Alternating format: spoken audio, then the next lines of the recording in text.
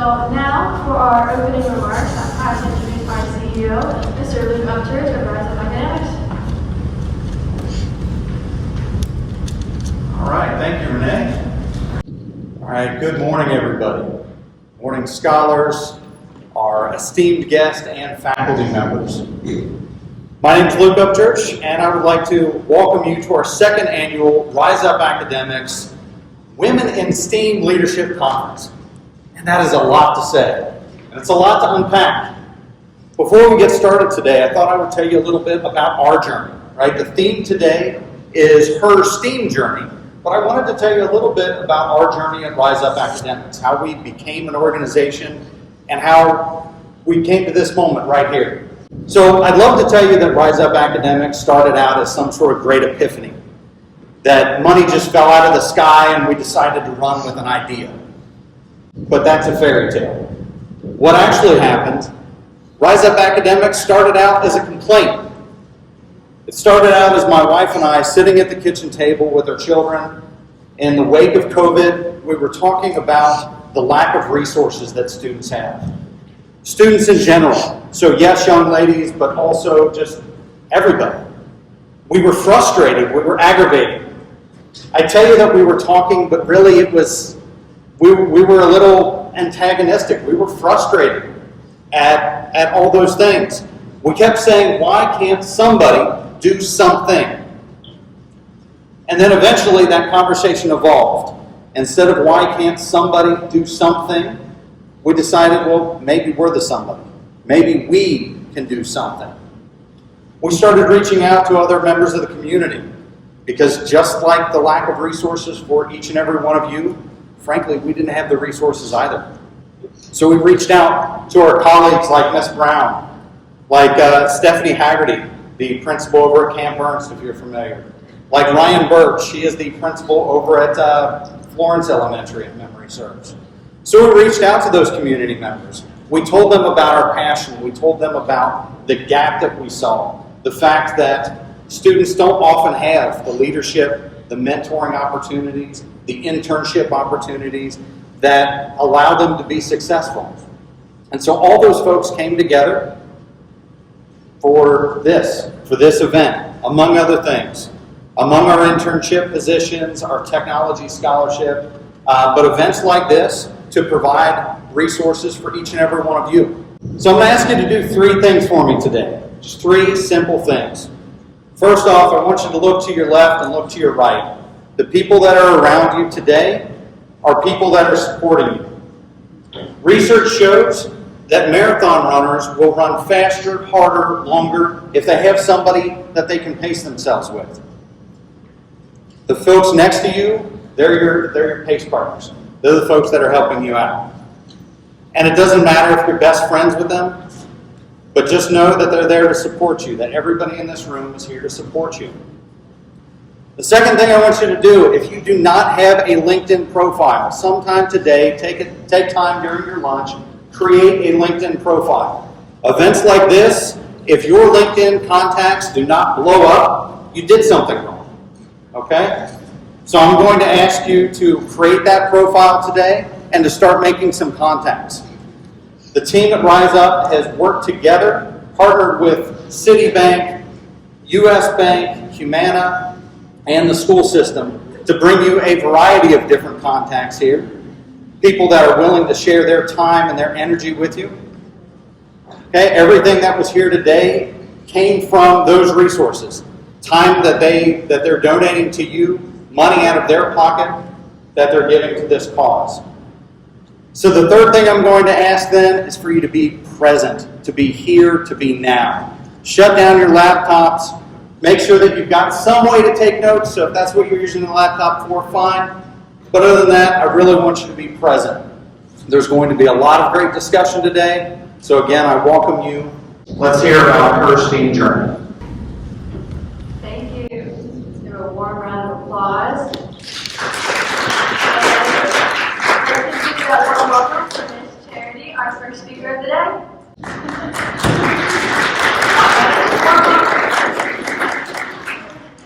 Good morning. Thank you all for having me. My name is Dr. Charity Hilton Pugh. So if you're doing your homework and getting that LinkedIn profile set up, look for me, and we can always connect afterwards. I'll show you how to do the little like QR scanner thing on LinkedIn. It makes it really easy to connect with people. But again, my name is Charity, and I am with Humana. I am an HR compensation professional at Humana, which means I get to help people decide what job levels they want to open up for positions, and I get to help people decide what to pay people, right? And I know from some of your all survey feedback that that's something you're interested in, is making money. Yes? Okay, so I hope that through some of our conversation today, you all can feel a little bit more equipped and set up for success, so that whenever you are entering the workforce and continuing your STEAM journey, you can really advocate for yourself and really get what you want out of your career. So the title of my session is When the Journey is Not Linear, okay? And something that was really interesting to me whenever I came out of high school and started in university, I kind of knew what I wanted to do. I wanted to go into biology at University of Louisville, and I wanted to be an anesthesiologist. The reason I wanted to be an anesthesiologist is because my dad told me to be a doctor, and that's pretty much the reason I wanted to be an anesthesiologist. And I thought, well, I can't do gross things. Like, I don't have the stomach for it. I can't look whenever they like take blood at the doctor's office. Is anybody else like queasy? Like me? No, I'm just a big baby. Everyone else is brave. So thank you. So after my first semester, I realized that was probably not the best choice.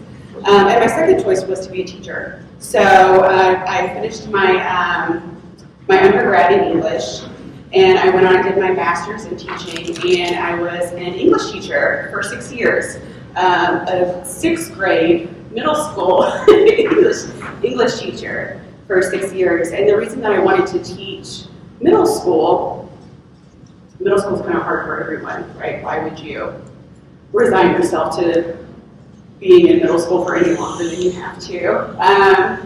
And that was my experience, was I wanted to be the adult that I needed whenever I was in middle school, because I didn't really have a safe adult for all the different things that I was experiencing in those really difficult years. So I did that for about 6 years, and unfortunately I burned out, right? And that's something that really goes into creating a non-linear career path, is being prepared and protected against burnout by making sure that you have opportunities to pivot into something to where you're constantly learning, you're constantly growing, and you never get stuck in the same place.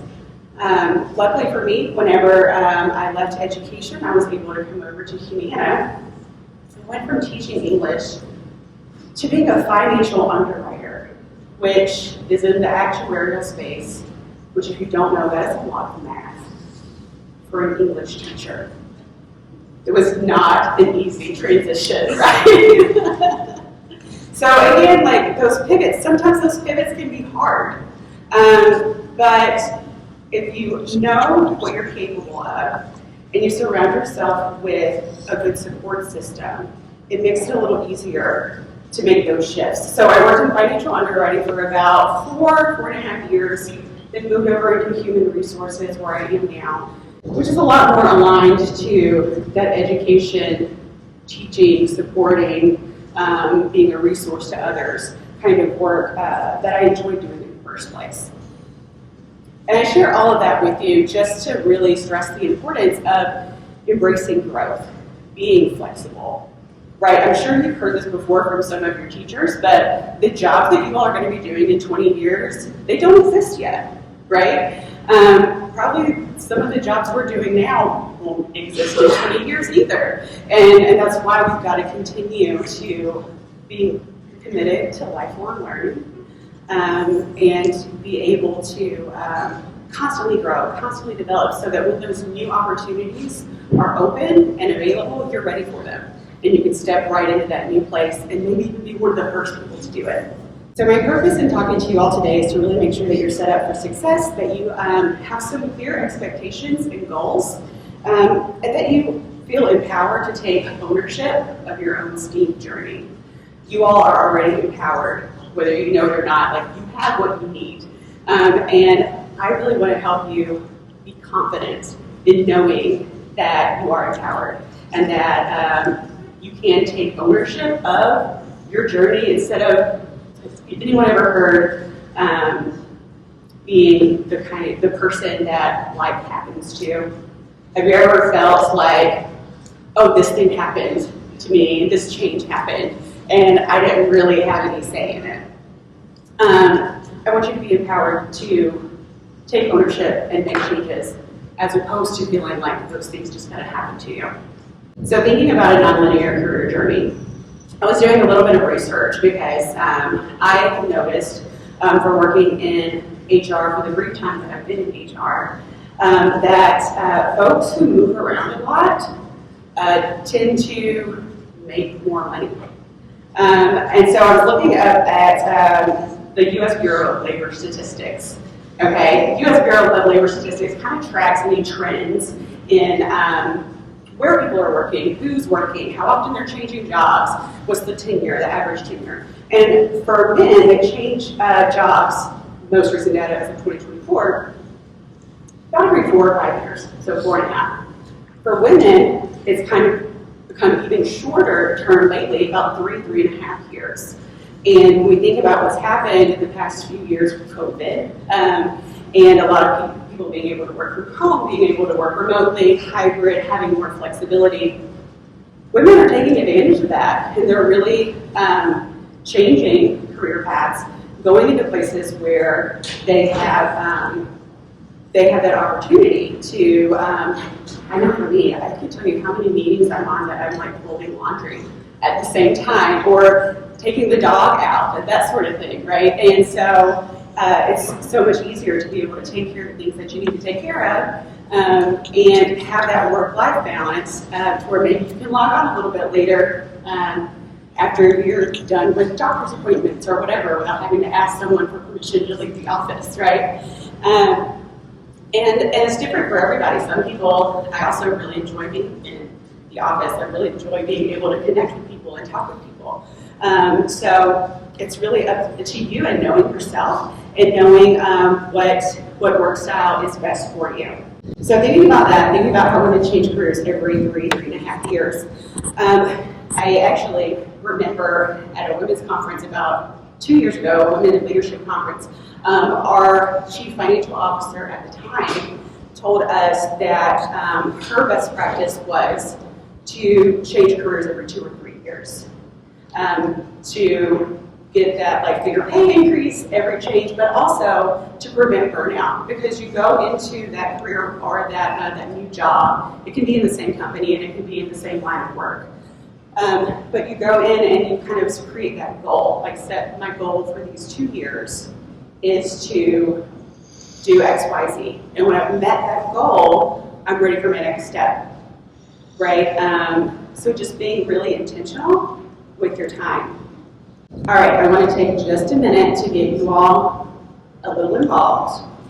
You don't have to talk to me. You can talk to the people at your table. But I want you to think about, I shared some of the life changes for me that really caused me to pivot, that really caused me to try something new. I mean, I can promise you I would have never chosen to do math for a career, like ever. And so that really grew me. That really stretched me and gave me a skill set that I didn't have before. So either at your table with your neighbor, I want you to think for just a second about some life change that you have had that just made some difference. Made a difference for you. It doesn't have to be something massive. It doesn't have to be like a really sad story. Maybe you moved. Maybe you started a new school. Maybe you made a new friendship. So what was something for you that has been sort of a catalyst for change or has made some kind of difference for you? I'll give you a couple minutes to talk about it. Okay, so I won't ask you to share out just yet, but if you thought of something, if you thought, okay, this thing happened, and it made a change for me, raise your hand. Great. Does anybody want to share? Yes, yay! I'm coming eventually.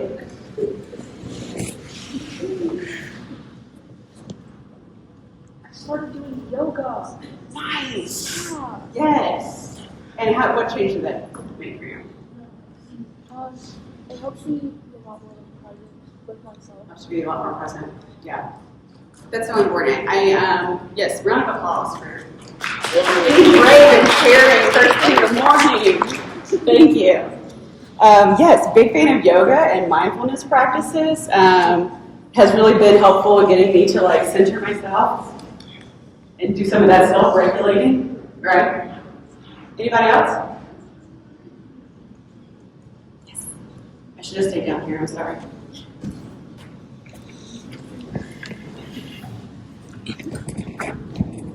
I have moved around way too much in my life. I've probably lived in 3 states and could count 12 different houses I've lived in, and I have met many people, which has shaped me to be how I am now.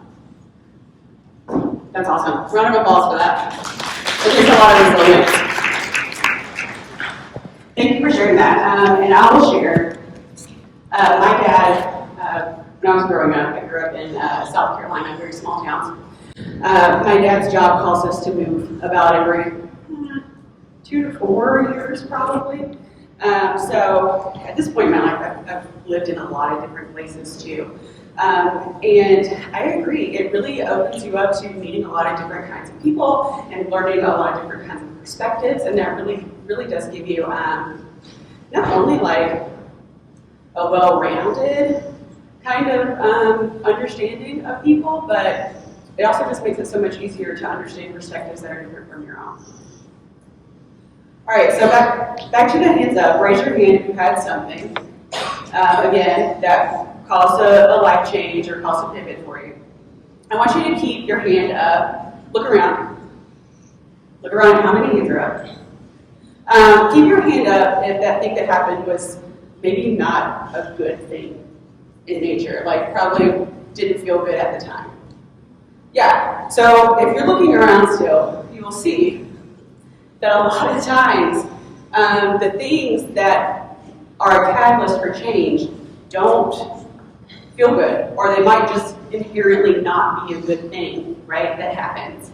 And sometimes bad stuff happens, right? Bad things happen to us. They should not happen to us, but they do. There's a difference between what should, and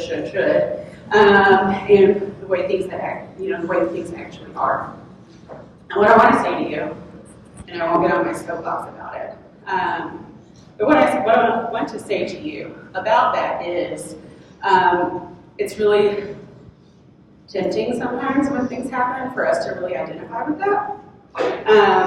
And then whenever good things happen later, like this bad thing happened to me, but because that thing happened, I was able to do all of this, right? I'm better and stronger and more resilient because this bad thing happened to me. Has anyone ever said that or heard that?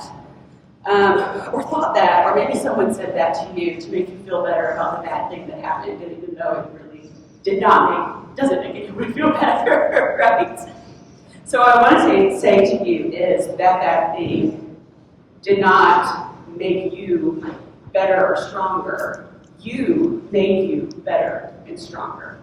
All right, so don't give credit to that thing or that person, whatever that might be. You and who you are as a person, and all those things that you developed were already in you.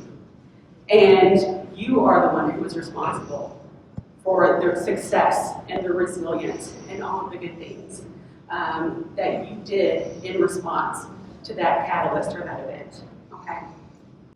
Okay, and that is just my little soapbox because it took me a really long time for me to learn that. Especially, like I said, burnout for me, the burnout as a teacher was devastating for me because I identified as a teacher. All right, some of you in this room probably already identify as some kind of career, right? Maybe it's based on the college that you're already in. Does anybody already identify as an engineer, an educator? Do you have that in your mind? Even if you've already said, well, I'm not like me, I'm an English person, I'm not a math person, right? You're already starting to connect these things to your identity. And so sometimes when those things change, and we have those hiccups or those changes, especially in education, career, personal things, it threatens that identity and it can be really scary. So for me, even now, I am still a teacher, right? I haven't taught in a classroom in 6 years, but who I am as a person, I am an educator. And that is what makes me happy. I've gone from being the adult that I needed when I was in 6th grade to just being the person that I needed when I was going through whatever difficult thing it was that I was going through. And so when you think about your career journey, and I know you all already have a straight path in mind because you're here and you're enrolled in one of these colleges and you're enrolled in one of these awesome programs. So when you're setting up that path, just keep in mind the paths that are running alongside it. Okay? So you don't have to necessarily stay on this one track. Always keep flexible. Keep it, in your mind. Oh, I can always step over here. You don't have to choose one thing. When we were doing the tour just now, walking around, we went through the fab shop. Is that right? Where all the wood and the tools and stuff are? And a lot of people don't know this about me, but I really love woodworking. I can't even say woodworking. I love woodworking, and I have built furniture in my house and done all kinds of different projects. I was telling Beth, my husband just got me a bandsaw for Christmas that I'm super excited about.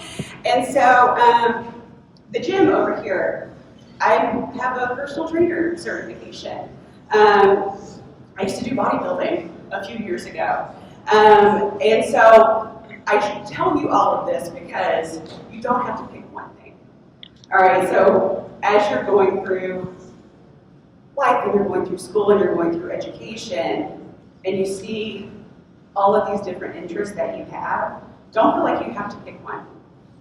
Would anyone in here say that you are a multi-passionate person? You have a lot of different interests and maybe they don't make sense together. Yeah, that's fair. English teacher and bodybuilding, it's kind of a weird mix, right? But we did it. So take a minute.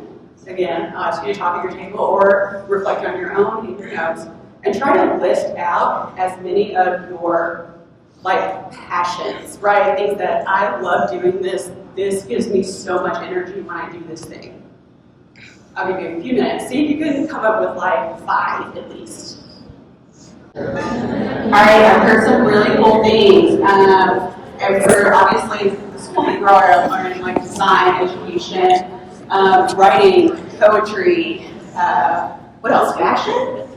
Yes, fashion and CSI. Heard some really cool things. What else? Maybe great people. Yes, great choice today. Music. Is there something particular with music? Wow, that's so cool. Guitar. I want to know how Dolly Parton plays guitar with those acrylics, those long acrylics. It hurts I can't play because my fingers get tired. Anybody else? Yes.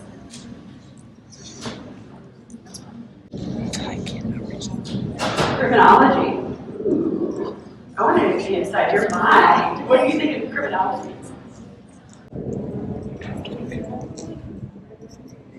A criminal psychologist. That is super, super interesting. Super interesting. I took some biomedical neuroscience courses a couple years ago, and like biopsychology and how like the physiology of the brain relates to like how people act. Super interesting stuff. Anybody else? Dance. Is there a particular style? Wow, tap belly and jazz. That's awesome. I do like by myself in guitar dances. Oh, traveling nurse. That's awesome. I really want to live like a vintage camper. And I follow some people on Instagram that are traveling nurses, and they have their own little vintage camper. It's super cute. Okay. That's okay. Maybe I'll have to. We also have military over here too. So I love that. I love seeing like all these different interests. And even though I'm thinking this isn't really aligned with like the thing that I'm studying right now, think about how it could be. Think about how you could take that thing and generate revenue from it. How can I use this thing to make money? Real quick, as you're thinking about all those interests, take a second and think about who in your life can be a resource for you. Who in your life can you say, I'm thinking probably like an adult, okay? Is there an adult in your life that you can say, hey, I want to do this. I need you to make the connection for me. All right, thank you all. I appreciate your participation on that. So I hope that as we're thinking about career paths, the traditional career path has been linear, okay? Probably not even for your all's parents, but like for my parents, they enter the workforce and maybe you start like at entry level and then you can work your way up to, senior level, leadership, whatever. And people used to stay with the same company for 20, 30, 40 years. And we just don't see that anymore. In fact, in some spaces, some leaders don't even really respect that anymore. They say that you should be moving around, you should be jumping around, learning different industries, learning different companies. Different companies have different cultures and different values. So as you think about your own STEAM journey and your own career journey, I encourage you to take risk early on. So whenever you step into a new role, set that goal for your first 2-3 years. Whichever comes first, either you meet the goal and you go to the next thing, or the 2-3 years comes first and you go to the next thing, right? Don't stay stuck in the same place if you're not able to make the change that you wanted to make. And so early in your career, you can really take those risks and take those transitions, go into a new company, go into a new industry, right? If you're going into whatever it is that you're going into, there's probably a lot of different settings where you can do it. Maybe you can, for me, human resources, for example. Everyone has human resources. I can do that in insurance, I can do that in healthcare, I can do that in really anywhere that has employees, okay? For engineering, you can do that in so many different industries. Don't feel like you have to stay with the first place that you get into. And then, of course, I just want to encourage you to commit to that lifelong learning aspect. There's so many certifications and things. Something that Beth and I have talked about is at Camino, where we both work, there's a tuition reimbursement benefit. There's all these different certifications that you can get. And by staying in one career, but maybe taking a certification in a different career path, you make yourself that much more agile and that much more flexible when opportunities to change come up for you. And then just understand that your mission, your personal mission, and your personal purpose can change and evolve too. That doesn't have to stay the same. As you grow, as you learn your goals and what you want for yourself and the difference that you want to make, the impact that you want to have, can change and evolve as well. So does anybody, I'm just curious to know, because I don't know if I had like a purpose statement or anything like that when I was in high school. Does anyone know, like for a fact, this is the change or the impact that I want to have? This is the thing that I know I want to do. Does anybody have something like that already? Does anybody want to share? Anyone like super ready to share? Yes, I'm so glad. Okay, hang on. Specifically within the field of psychiatry, there is a lot of stigma still surrounding even the most basic known disorders like depression and generalized anxiety. As someone who does struggle often, I see that when I am able to get into the field, I will be able to help patients, clients, whatever you wish to call them, understand themselves more. I have been studying this field for 6 years now, so I'm pretty dead set on what I wish to do. Though it is more complicated, I do not have the time to explain. Thank you. That's awesome. Big round of applause for that. That was very cool. Thank you for sharing. That's very much needed. Very much needed. Even more so for women and particularly women of color, right? To really have access to knowledgeable, well-trained psychiatry and behavioral health professionals. Because I go and I shadow the classrooms, and there's difficulties, and they're like farther behind than their peers, and I want to be able to help those kids before it's kindergarten and change. It's your first years. That's awesome. Round of applause for that. You are going to have the strongest immune system of all humans. Like, after your first 2 years, you'll never get sick again. Anybody else? Do you and right? I've known I've always wanted to work in the medical field because growing up, my family got sick a lot, so this is what I just want Round of applause for that. I love it.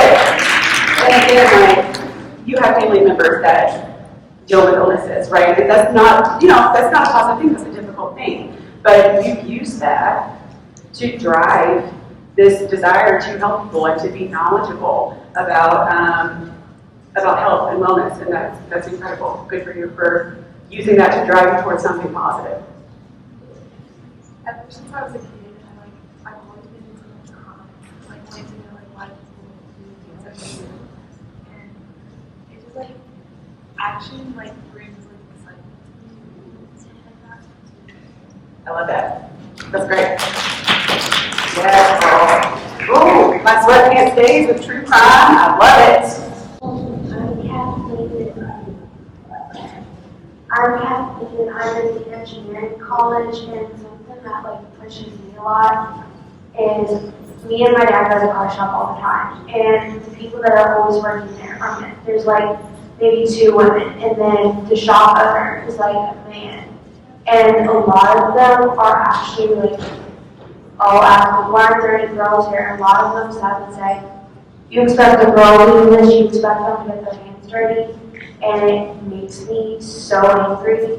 So I went to my dad one day and I said, I'm going to be a car mechanic. And he said, you know what, do it. And so I've been working with cars since I was probably 5. I know how to get an oil change and basically all the basics. And I went to the car shop that I went to when I was younger that they said I couldn't do anything. And they were so stumped and didn't know what to do. I was like, did you try using this type of wrench?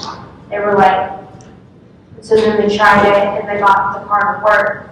And so they all were looking at me how the heck did you know how to do that? So I just really kind of want to become a car mechanic to show people, and I really wanted to become, because I want someone to walk in my shop and be you're a girl, you can't do it, and then you do it and be your car's going to be fine.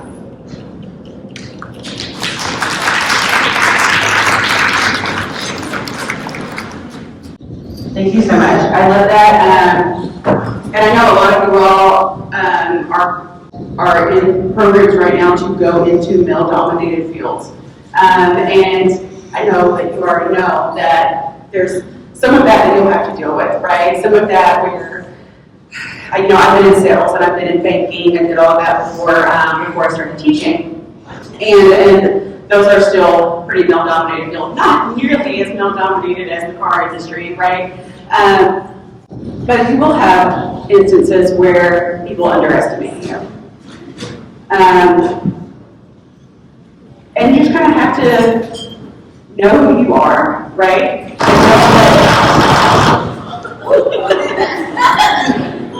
Don't let that imposter syndrome touch you.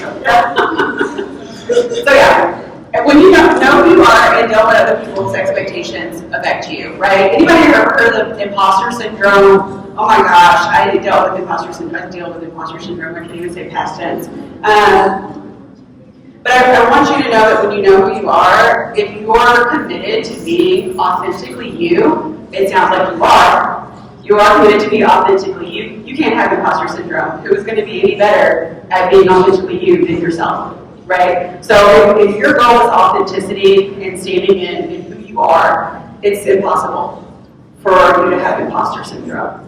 I won't say it's impossible because it will sneak up on you, but there's no room for it, right? There's no room for authenticity and imposter syndrome at the same time. All right, so in closing, encouraging you again to embrace growth and flexibility and embracing all of your interests so that you can pivot easily and not get stuck in just one linear career path, but you can continue to grow and make those moves and be authentically you. Thank you all for having me here today.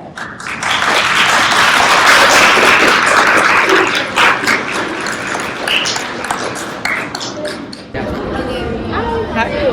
I'm doing good. How are you? Very good. What's your name? My name is Dr. Charity Yelton Pugh. Oh, nice to meet you. And how was this year's conference? Oh my gosh, this year's conference has been great so far. I've learned so much from listening to our other speakers, and I've learned so much from the students here who are participating and sharing some of their interests and some of their goals. It's really inspiring. Yeah, absolutely. Thank you so much for your time. Thank you. And I would like to introduce Beth, and she is going to have us talk to you guys about navigating your journey. Thank you. All right, well, hello everyone. So as I prepared this speech, I thought I was going to be going after lunch, so my speech has got a little bit of, I know you have a full belly, even though I think a lot of us wish we had a full belly right now. So I'm going to go ahead and start off.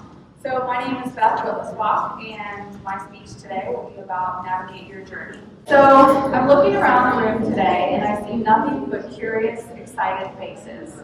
I'm excited to be with you all. Thank you for your time and attention, and I'll do my best to make your time with me worth every minute. I hope our time together is worth every moment, and you walk away feeling more confident and excited for your future. Before I get started, I'd like to thank Luke and Carrie Upchurch for inviting me. So thank you, Luke and Carrie, for this opportunity. I hope these amazing group of girls walk away with valuable, actionable information. So ladies, I'm happy to take your questions. I hope you do have questions at the end. Please jot them down and save them for the end. Thank you. So this picture is really old. I need to update my picture. It's also really fuzzy. But I tried to make it look like me, actually, but it's very old. So who am I, and why did Luke and Carrie ask me to be here today? So my name is Beth Willisbach. I graduated from the University of Phoenix with a Bachelor of Science in Health Administration. After graduating, I started my career with Humana in 2010. I've held various roles, like Charity was talking about in her speech. I've held various roles during my 15-year tenure, including pharmacy support, technology, people leadership, IT vendor management, and provider relations. My passion for learning and my drive to set myself apart from others has fueled me to continue my education through Humana's educational benefits, also what Charity was mentioning earlier. At no financial cost to me, I've earned Humana's Technologist degree and 4 certifications through Cornell University: Technology Leadership, Project Management, Product Management, and Change Management. And to enhance my leadership skills, I'm currently enrolled in the Human Resources Essentials Program at Cornell University. And I don't plan on stopping my educational journey. So the more you know, the more valuable you are. I'm a big believer in strong work ethic, even on the days that I don't want to, or I don't feel like it, or I'm too tired, which I'm sure many of you can relate. There are a lot of those. I try my best to put my best foot forward every day. I've earned 7 awards because of my commitment to myself for various reasons, including successful project implementation, reducing vendor spend, people leadership, and excellent service in exemplifying Humana's caring, curious, and committed values. And part of Humana's values are getting involved in volunteerism. So once a month I volunteer at local food pantries, diaper pantries, foster care organizations, and natural disaster relief organizations. In 2024, I volunteered a total of 50 hours and donated approximately $300 to the charity of my choice.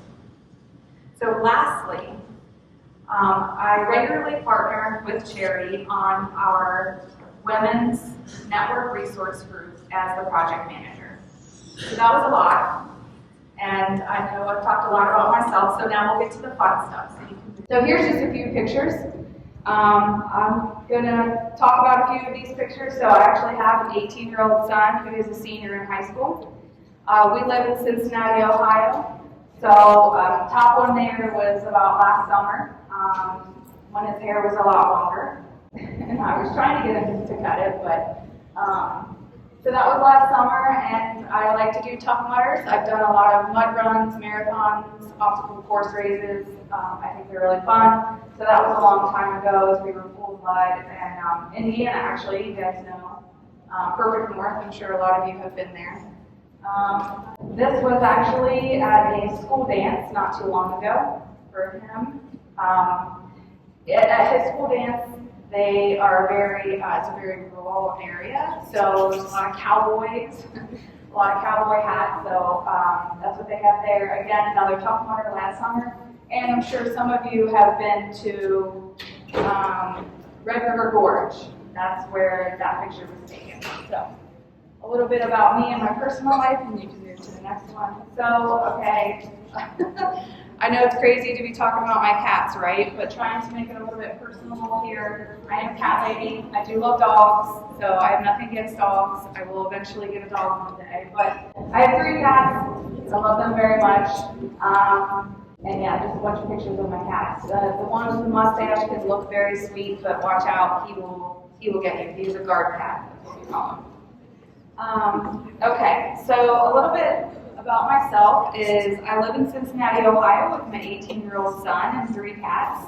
Yes, like I said, I am a cat lady, but I love dogs too. So in the dark, cold winter, I'm usually busy doing a puzzle. I don't know if anyone does puzzles around here, reading books, or binging a good show. I like true crime. I heard you talking a lot about true crime. My Netflix is just filled with true crime.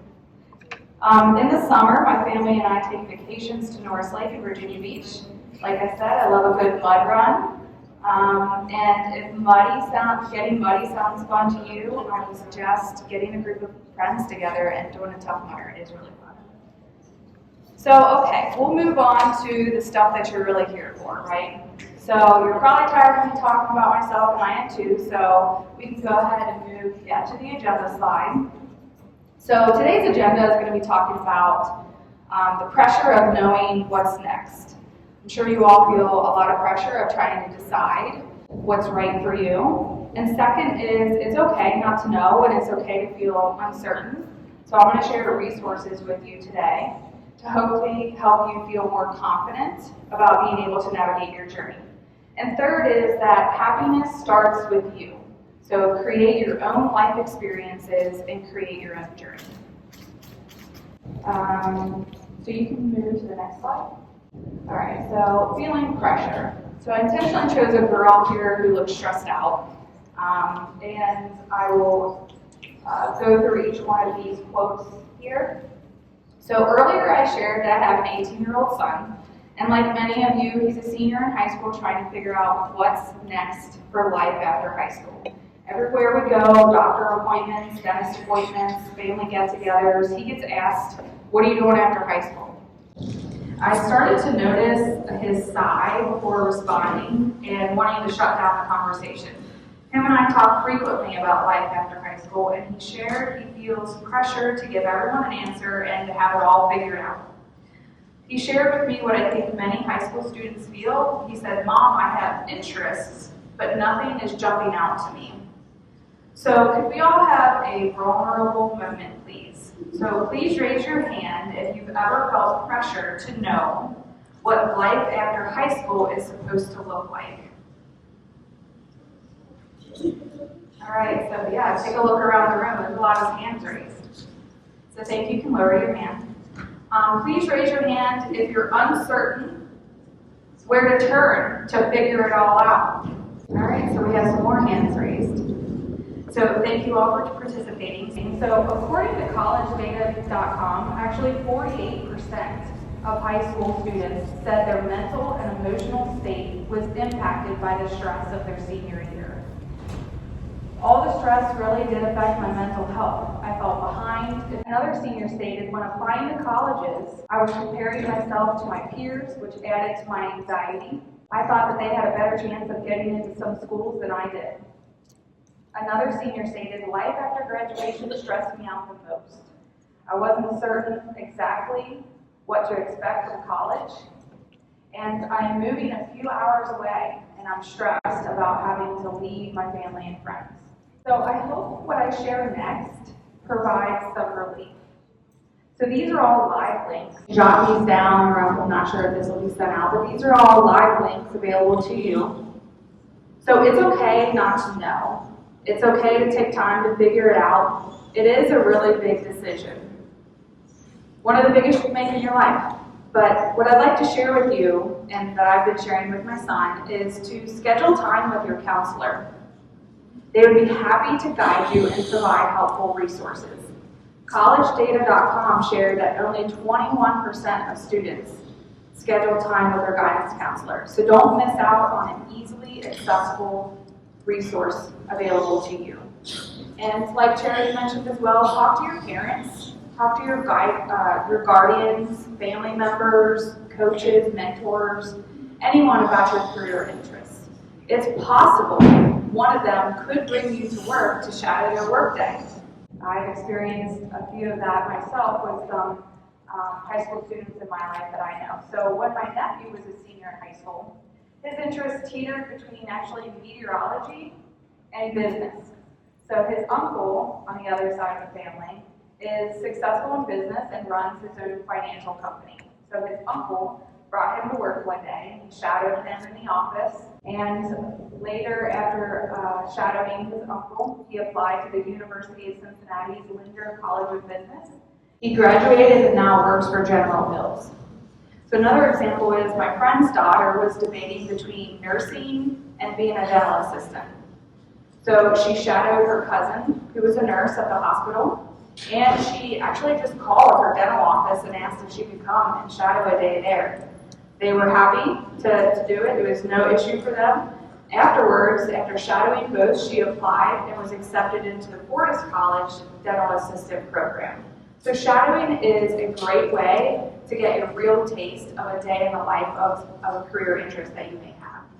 So I've collected some resources here on the slides behind me. You'll see lots of links. Each link is either a business or technology organization. Most of these are women specific, but if you are co-ed, these are all very wonderful organizations.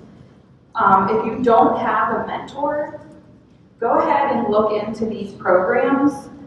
Mentors have been vital to my career. I have several mentors who have all helped me in different ways, and these organizations have mentor programs available to you. So you can express to your mentor what you're interested in, and they can help navigate and connect you to the right resources. Like the girl asked earlier, how do you go about doing it? These are ways that you go about doing it. You just research, and then it'll find mentor programs. You'll say mentor programs, you click, you apply, and then fill out the application, and they go ahead and connect you with the mentor. And I've done that a few times. So after I was finished with one mentor, after we had our relationship for about 6 months to a year, I applied again, and I got another mentor. So it's something that has helped me several times throughout my career. So I'll share a quick story of a time that I spoke candidly with one of my mentors. So years ago, when I was a young woman leader in a technology role, I was a software testing manager for Humana Specialty Pharmacy. So I led a team of software testers in Mumbai, India. So all the way across the world, I had a team there that I talked to every day. I also led a team of software testers here in Cincinnati, Ohio. They were all part of my team and worked together every day. So being in technology, I'm sure a lot of you know, it is a male-dominated field. And I worked with a lot of males in the department that I was in and cross-functional departments as well. And so I shared with my mentor that oftentimes I felt my male peers were tough on me. I felt like they challenged me a lot, they asked me a lot of questions. It just felt like a different relationship with me versus some of my male peers. And so he shared something with me that I did not like. He said, I want you to ask for feedback. Think of 3 male peers that you work with and ask them directly for their feedback. Well, that was really scary, right? Like, go to these guys who I work with every day and we just talk work, but now I'm supposed to ask them about my performance. But I did it. I did it. And it actually turned out to be something that was very helpful in my career. They told me some gaps that I had in my knowledge, which I didn't think originally that I did, but they shared some positive feedback and some areas of opportunity that I could work on. And so I took that and took my mentor's guidance, and because of that, the relationship with my male peers greatly improved, and so did my relationship with my mentor. So sometimes our mentors and our friends and our families can share things that are really hard for us to hear and things that we don't want to do, but it turned out to be something that was really great in the end. All right, so the last one here is just to share that I know it's tough. With me having an 18-year-old in high school, he shares a lot of struggles with friends, social media. He'll share a lot of, Mom, look at this post, look how many likes it got, or, oh, it's going to go viral, all these things. And I tell him not to get tied up in that. Don't worry about how many likes you're going to get or how many follows. And good Lord, with TikTok, try not to spend so much time on social media and pay attention to what other people are doing, because it's not about what other people are doing, it's about what you are doing. So I really, really encourage you to create your own happiness and create your own journey. It took me a really long time for myself to learn that. And I tell my son this all the time. Make decisions that your future self will thank you for. So future self doesn't have to be 5 years, 10 years, 15 years from now. Your future self can even be tomorrow or next week. So make a decision that you're going to thank yourself and you're going to be happy that you did a week from now or a year from now or 5 years from now. He gets tired of me saying that, but it's not something I'll ever stop saying. So I want to tell you a quick story of my what's next and my what happened after high school. So like I said, I graduated from high school and I did have a plan. I knew what my what next was going to be. I went to Cincinnati State to complete my prerequisites for nursing.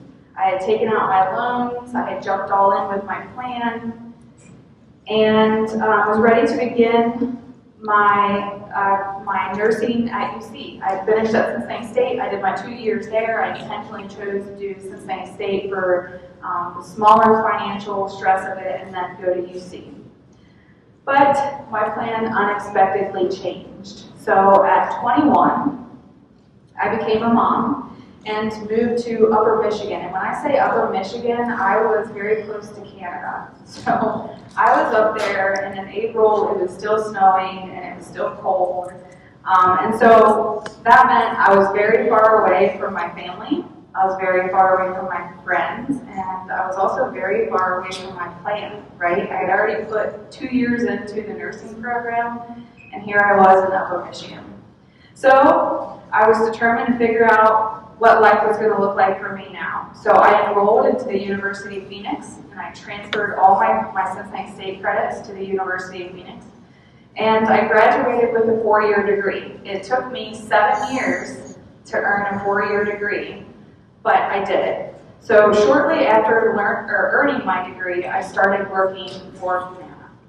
And I share this with you to hopefully provide some encouragement. So it was years after my high school for my what's next. What I thought my plan was turned into something completely different, and it's okay, and I'm okay. Still trying to navigate my journey and still trying to navigate my future, but everything has worked out. So our time together is almost over today, and I'd love to stay connected with you. So sorry, you can move to the next slide. So I have my LinkedIn here. You can just look me up on LinkedIn. Please go ahead and connect with me on LinkedIn. So I'm positive you're going to make a difference in your life and in your career. So if you have any questions, go ahead and feel free to ask any questions. And thank you all for your time today.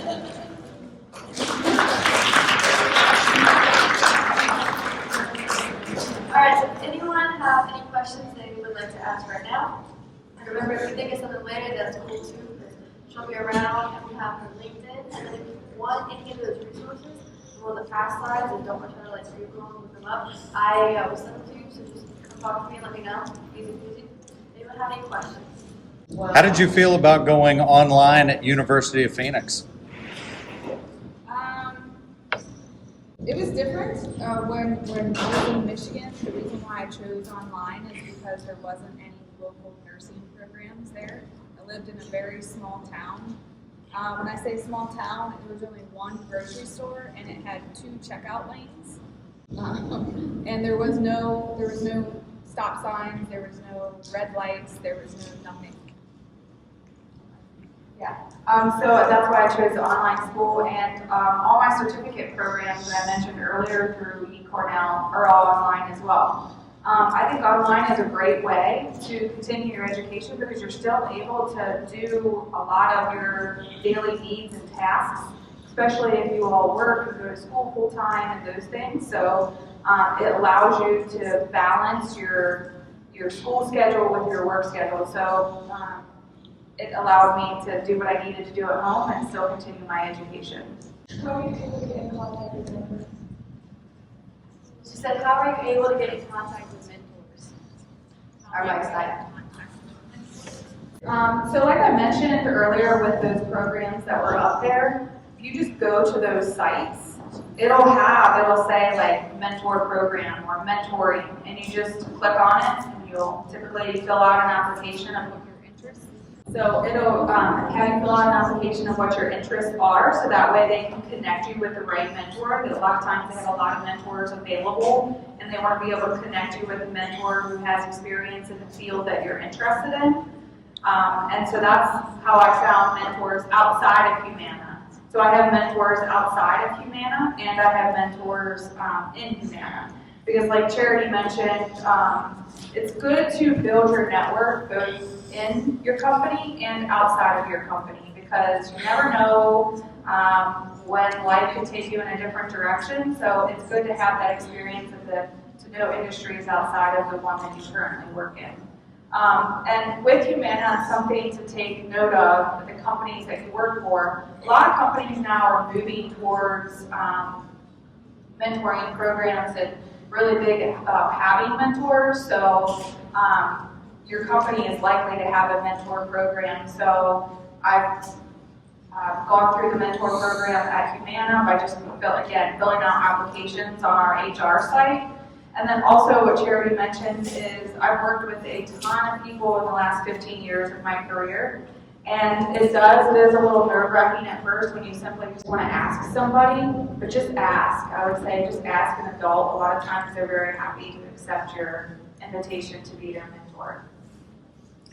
We also have a program that will be starting up with Rise Up Academics within the next year or so that will introduce a mentoring program for Ignite. So stay tuned. I was going to say, if you're looking for mentors, we got some amazing candidates in the room. I mean, feel free to ask them. They put up their LinkedIn, but there's other ways like email that you can ask for. We got Beth, we got a couple hiding in the back that we'll see you later. We got Alex on the side with US Bank. So we got plenty of people here to talk to, and they're all here to support you. So they are some of the best people to ask. Just to be some practice asking. have any other questions or anything? All right, I think we'll close up then. Thank you, Beth.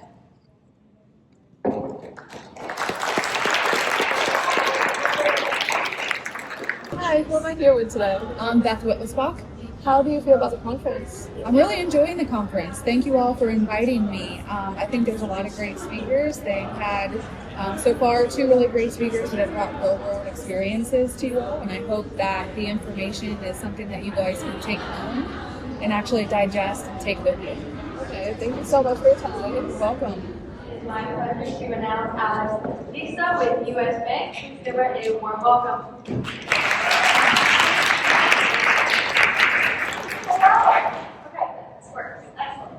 Thank you all for being here. I'm super excited to be here. I know that I was supposed to present this morning, but I'm super happy that everyone was flexible and I can present to you now here after lunch. Hopefully everyone is pretty full from lunch and pretty ready to listen. But my name is Alex Lisa. I'm here with U.S. Bank. There are a couple other representatives as well. I believe they're on the tour, but you'll get the chance to mingle with them a little bit later.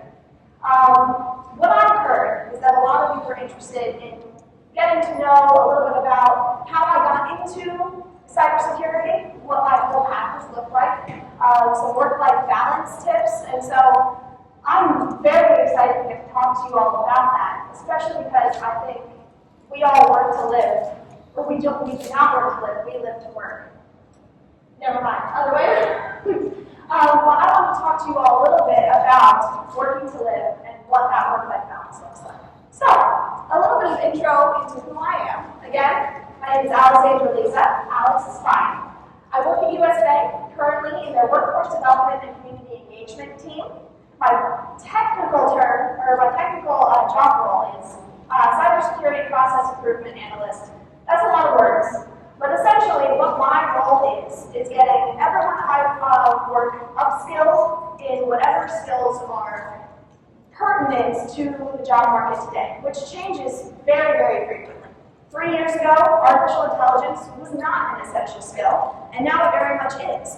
So we're faced with the challenge of getting everyone at the bank well-versed in artificial intelligence, how that impacts their roles. Cloud computing is another skill that's very important. That wasn't necessarily very important 5 years ago. So because the market is constantly changing, the skills that are important are also constantly changing. Another big aspect of what I do at my job is events like this. That community engagement aspect, really reaching down the pipeline to ensure that we're reaching all of you, we're getting you the resources that you need to be successful in this field, and that we're making sure that everyone who wants to be can be successful while pursuing cybersecurity. I am a graduate of Northern Kentucky University as of 2023. I graduated with my bachelor's in cybersecurity, a minor in computer science. During my time at school, I interned with Western and Southern, as well as with U.S. Bank. I was also, while I was in university, president of their chapter of Women in Cybersecurity. I was vice president of the ambassadors for the College of Informatics. And those leadership positions really helped me get my foot in the door later, which I'm going to get to a little bit as I talk about my actual path. So that you have an idea of what I do outside of work. Again, because we work to live, we do not live to work. I am a huge nerd. I'm super into Dungeons and Dragons. I love all of the role playing, I love the world building, and I love having something to do with my friends every Tuesday night. I'm also very into strength training. Lifting weights and feeling myself get stronger is very empowering, and it translates directly into my confidence as an individual, which is really important when you're advocating for yourself in the corporate world, in whatever job you go into. You're going to need to be able to advocate for yourself because no one else is going to if you can't do it for yourself. And then I'm also very into writing or reading. I'm very into high fantasy, so think Lord of the Rings, St. Brandon Sanderson, any of those types of series. That's something I get very, very passionate about. So just a couple of tips, or a couple of things about me, so you get to know me as a person, and we can move on a little bit more on the same page.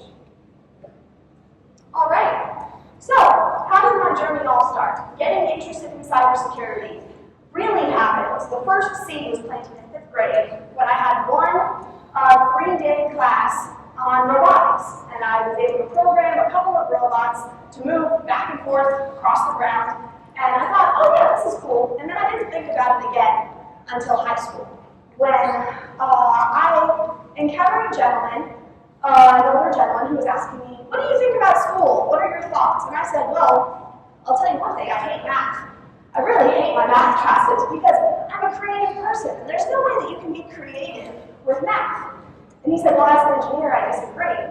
And he gave me this whole spiel about everything that he was able to do with mathematics and how he was able to apply his creativity to that. And you know, I was a really spiteful person in high school, and I heard this whole spiel, and I was just so horrible. I don't think you know what you're talking about, but I can't respond to this in a way that is reasonable without trying it out myself at least first. So I thought back to that class, that robotics class that I took in 5th grade, and the basic computer programming that I did. And I said, you know what? I'll try out a computer programming class. And when I hate it, then I can say I was right. But the thing is, I didn't hate it. I really, really enjoyed it. And I loved seeing all of the things that you could do with computer programming. I remember going to a conference very similar to this, and listening to a young woman who was both a computer scientist and a ballerina. And because she was well-versed in ballet, she recognized that there was a gap that technology could fill that could help ballerinas get injured less. And so she created a program that could track the movements of a ballerina and tell her what she was doing that might lead to an injury further down the line. And I thought that was amazing, because there's no way anyone would have thought to do that unless they were both computer scientist and a ballerina. And so it really reinforced that, as much as I hate to admit it, that a gentleman who was lecturing me earlier was 100% right. And you can apply so much creativity to your work as a programmer, to your work as a developer. In fact, we need people who are creative in order to bridge those gaps and fill those holes in the first place. And that essentially is how I turned my spite against mathematics and anything to do with it into a passion, begrudgingly, in spite of how much I disliked it at first. Awesome. Moving on. So past high school, I arrived in college in 2019, wide-eyed freshman, super excited to get into cybersecurity and see what the world had to offer. And I think you all know what's coming, because then 2020 happened, and COVID came, everything shut down, everything was virtual. I moved off of campus right after moving on campus, and my college experience was very unique because of this. It very much wasn't what people had ever experienced before. And there were a lot of opportunities that I thought I was going to have, that people had told me to pursue, that now were not an option. I had applied to an internship, got the internship, and had it canceled because that company suspended their internship program during the pandemic. So I had to get creative, and I had to look for other opportunities to make the most use of my time. One of those that ended up being the most useful was the research that I conducted. It was very interesting. This was before AI really took off, but I was doing a lot of research on artificial intelligence, specifically the social AI robots. And we wanted to look at some of the security gaps that existed in these robots. So, for example, could they tell the difference between, they had facial recognition software, and we were testing to see if they could tell the difference between a human and a statue, or a human and a picture of a human. And we ran the robots through a couple of those tests, ran its code through a couple of injection attacks, various things like that, to then compile all this data into a security label, much like a nutrition label. So you guys think of how you look at nutrition labels to see everything that you might want to know about your food. We wanted to create these same labels for these social AI robots so that people knew what to expect in terms of their security, the limits of this security, and what they could trust their robots to do. So that was all very, very entertaining research that I conducted that I then got to speak to when I was applying again for more internships later. That was a lot of what I did during the whole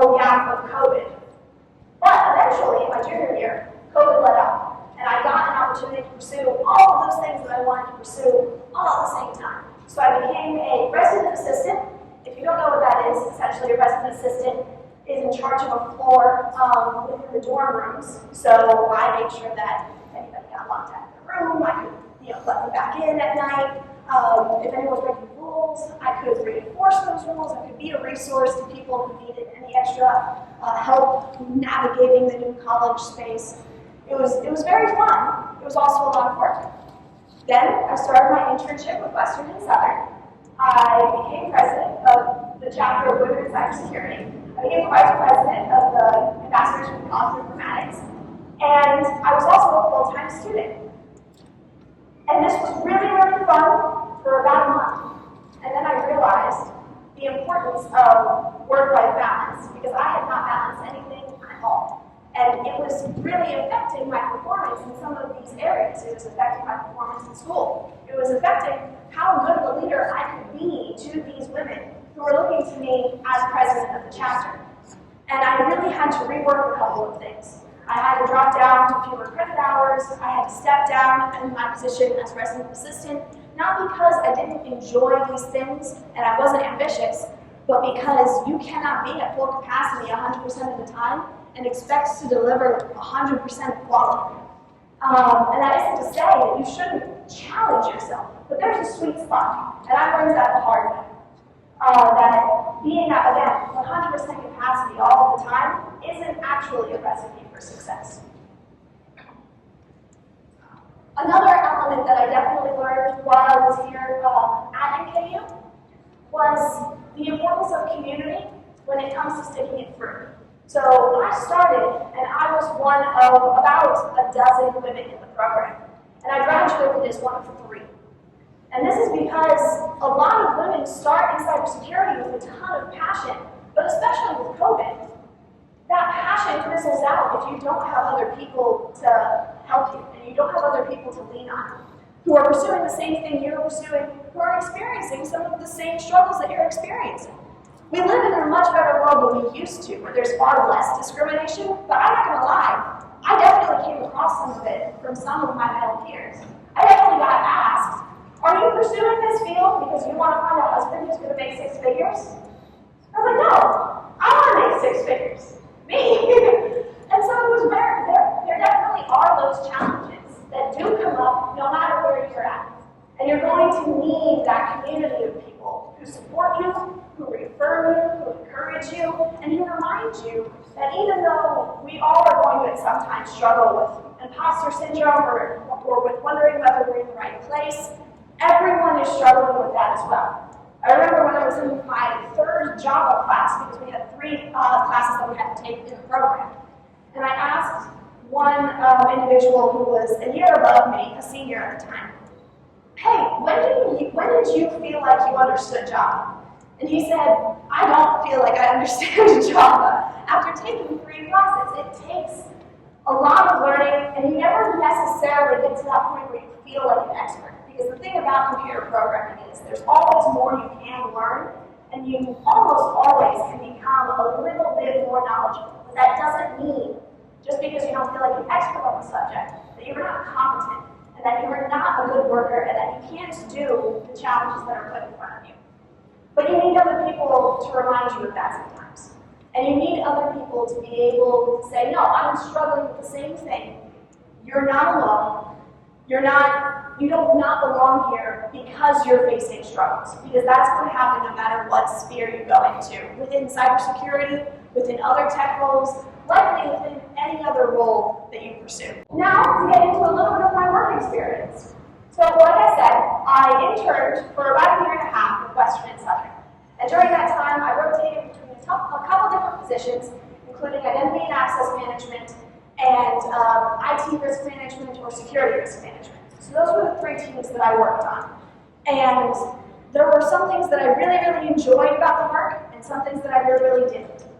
And this really helps me get to the point that I want to convey to you all, that sometimes what you learn in the classroom isn't going to quite translate into what you want to do in real life. Because sometimes you need to actually have hands-on experience to find out, oh, I prefer project work to operational tasks. I want a job that's going to let me create more things as opposed to do the same thing every single month. Or vice versa. Maybe you like the structure and the routine of operational tasks, but project work is too chaotic and the deadlines shift too much and it's too stressful.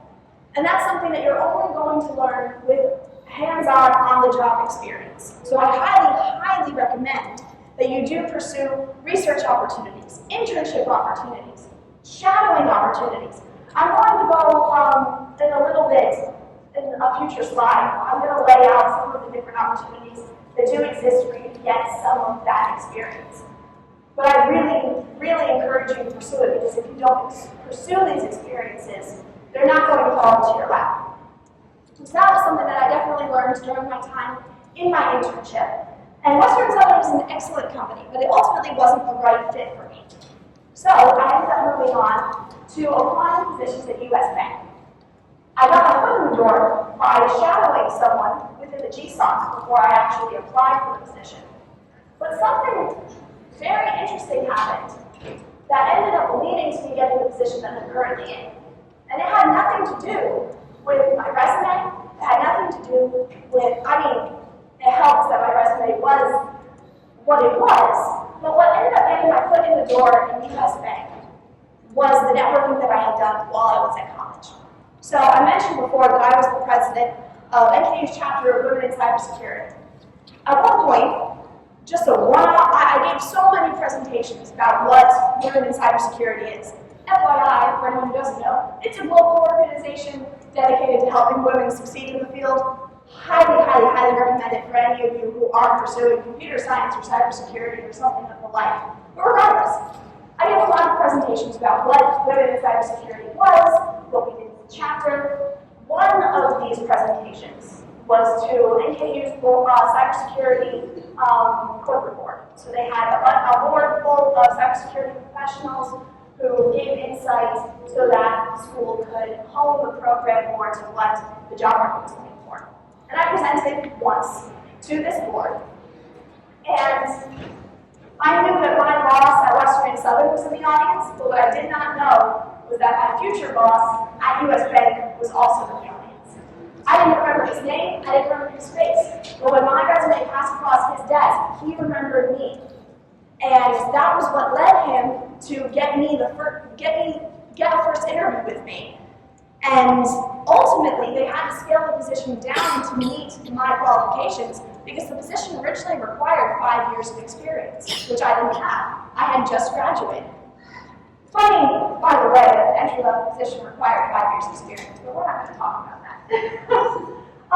Regardless, this was a really good lesson for me that you never know who's in the room and you never know when it is going to be important for you to make a good impression. So always putting your best foot forward is a great practice to try and incorporate, and it ended up getting me the position that I'm currently in, which I have loved. My work in workforce development has been amazing. Again, it helps me work out a pipeline to reach out to all of you. Actually, if any of you are familiar with Ignite's internship program, US Bank collaborates with that, so we have 7 interns right now in the program who are working with US Bank, and I get to run that, and it is such fulfilling work, and it's something that I never would have been able to do had I not made sure that I was always on my A game at every single presentation that I gave. Regardless of the fact that only one of them ended up being that important. Go ahead and move on to the next slide. Excellent. So I wanted to talk a little bit now about different types of work in cybersecurity. I talked about internships. I feel like those are always something that gets pushed, but they're not the only opportunity to get hands-on experience. Again, when my internship got canceled, I then pivoted to doing research, which is another excellent opportunity that you'll be able to put on your resume and then speak to about what responsibilities you did, what skills you learned, all these important things that interviewers love hearing. You can also enter into an entry-level IT job. So if you're like me, and I'm looking at entry-level positions, and they all require 5 years experience and I don't have it, one of the solutions might be looking at IT instead of cybersecurity, which is going to get you various skills in networking, not networking like talking to people, but computer networking specifically. IT positions, even though they're not exactly the same as cybersecurity positions, are going to accept college graduates much more often. They're going to be much more way to enter into the corporate world just by climbing the ladder a little bit, which sometimes is what people have to do. I know a number of people who are currently working at the bank who started with a psychology degree, who started in forensics, who started in communications. You can pivot into technology in a number of ways. You don't have to get the job right out of college. That doesn't always happen, but it shouldn't dissuade you from continuing to pursue the field that you want to pursue. I mentioned shadowing. You would not believe how many people are open to the opportunity to have you shadow them for an hour, for a day. If you meet someone at an event and you go up to someone and you ask, hey, do you have a card? Would you be open to me reaching out to you and potentially shadow you for a little bit and see what your work looks like? I've never known someone to say no. Most people would love the opportunity to talk to someone who is passionate and interested in their field. So the hardest part of that is most likely just getting up the courage to go up and ask. Lots of opportunities are going to open up to you as you get more and more confident in your ability to talk to people. Leadership positions. One of the reason why I got my position is because of the opportunities that being president of Women in Cybersecurity opened the door to. And the only reason, to be completely frank, why I got president was because there were very few people who wanted to be president. There are a lot of clubs that really want ambitious and passionate leaders. But in college, there are a lot of people who kind of just want to coast by, and they don't want to actively participate in these clubs, or if they do, they don't want the responsibility that comes with a leadership position. But it's a really, really great way to show that you're willing to take on extra responsibility, you're willing to be accountable, and you're willing to organize things and put it all together to ultimately make the club run. And that speaks a lot to what type of employee you're going to be. So that's another great way to get hands-on experience. Local competitions. I don't know if any of you are familiar with capture the flag challenges, but those are very, very popular. And if you do go to college, then a lot of those colleges are going to have teams who regularly compete in those. But even if they don't, you can compete as an individual. And that's going to additionally get you that hands-on experience to better understand what types of exploits exist, how they might be exploited versus how they might be protected against. It gives you a really good glimpse into red team, blue team dynamics within cybersecurity. So another great way for you to look into getting that hands-on experience and getting a good idea of what different jobs might entail. Thank you. Now, the job market today. This data all comes from the 2024 NIST Squared Workforce Study. They publish a study every single year from 148 different countries is where they gather their data in all 7 continents. In 6 continents, excuse me. I don't think they have enough in America. But this is very, very comprehensive data, which provides an annual insight to how the workforce changes. I highly recommend looking into it if you have time and if you want to understand what skills people might be looking for in the workforce from year to year. But something that it definitely also shows us is the current skill gap that exists. It is only widening from year to year. We consistently need more very skilled people in different positions within the cybersecurity workforce. And this is, again, across the globe. I think if you look, yes, so Latin America doesn't have as large of a security gap as it did last year. That's the only continent this year that did not see the security gap increase. So almost everyone is having this problem where they need more cybersecurity professionals than they have to fill those roles. And the way that we fix that is with all of you, is making sure that we give you the resources that you need to pursue this field, to learn more skills, to become more versatile, and to pull from resources that we maybe haven't utilized in the past. Something that also realistically pertains to this skill gap is the fact that with the current economy, budget cuts are happening. Layoffs are being made. A lot of companies have faced this, and a lot of companies are currently facing this right now. And it's very scary when you're looking at getting into a field and you see all of these budget cuts happening. But at the end of the day, The way that you solve this is by being proactive, by making sure that you're getting on top of becoming more skilled, of challenging yourself, getting more experience, and becoming a better candidate whenever you're going into job applications. There's other elements that come that go hand in hand with job hunting, but I'm going to get to those a little bit later. Now, I wanted to open up the floor to you all, because I'm going to talk a little bit about what the workforce study shows are the most sought after skills in computer-related fields. But first, I wanted you all to guess. So does anyone have a guess as to what the top most sought after skills might be? First person to speak up is always the bravest. Yes? Leadership? Excellent, excellent guess. Leadership is very important. I'm sorry? Did I hear another one? Okay. Leadership is very important in cyber-related fields, or computer-related fields. Yes? Artificial intelligence. Artificial intelligence is on the list, and it was not 3 years ago. So again, just showing you how everything changes from year to year. So that's a very good guess. Thank you. Artificial intelligence. Yes? Communication skills. Excellent, excellent. Yes, yes. Problem solving. Another great answer. You guys are knocking it out of the park. Go to the next slide. See, I thought you guys were all going to answer programming or networking or something along those lines, some hard technical skills. But you guys were way ahead of me. The market is changing a little bit to where power skills are much more heavily sought after. So number one is problem-solving skills. So excellent job over here. Great job. Teamwork and collaboration goes hand in hand with communications, which was another answer that we got. Curiosity, eagerness to learn, strong communication skills. The top 5 skills, only one of them is a hard technical skill, and that is cloud computing. This is partially because with the introduction of artificial intelligence, we need people who can scrutinize data much more litigiously. We need people who aren't necessarily just going to have the technical skills, but are going to have the people skills necessary to translate everything that we are getting from an ever-changing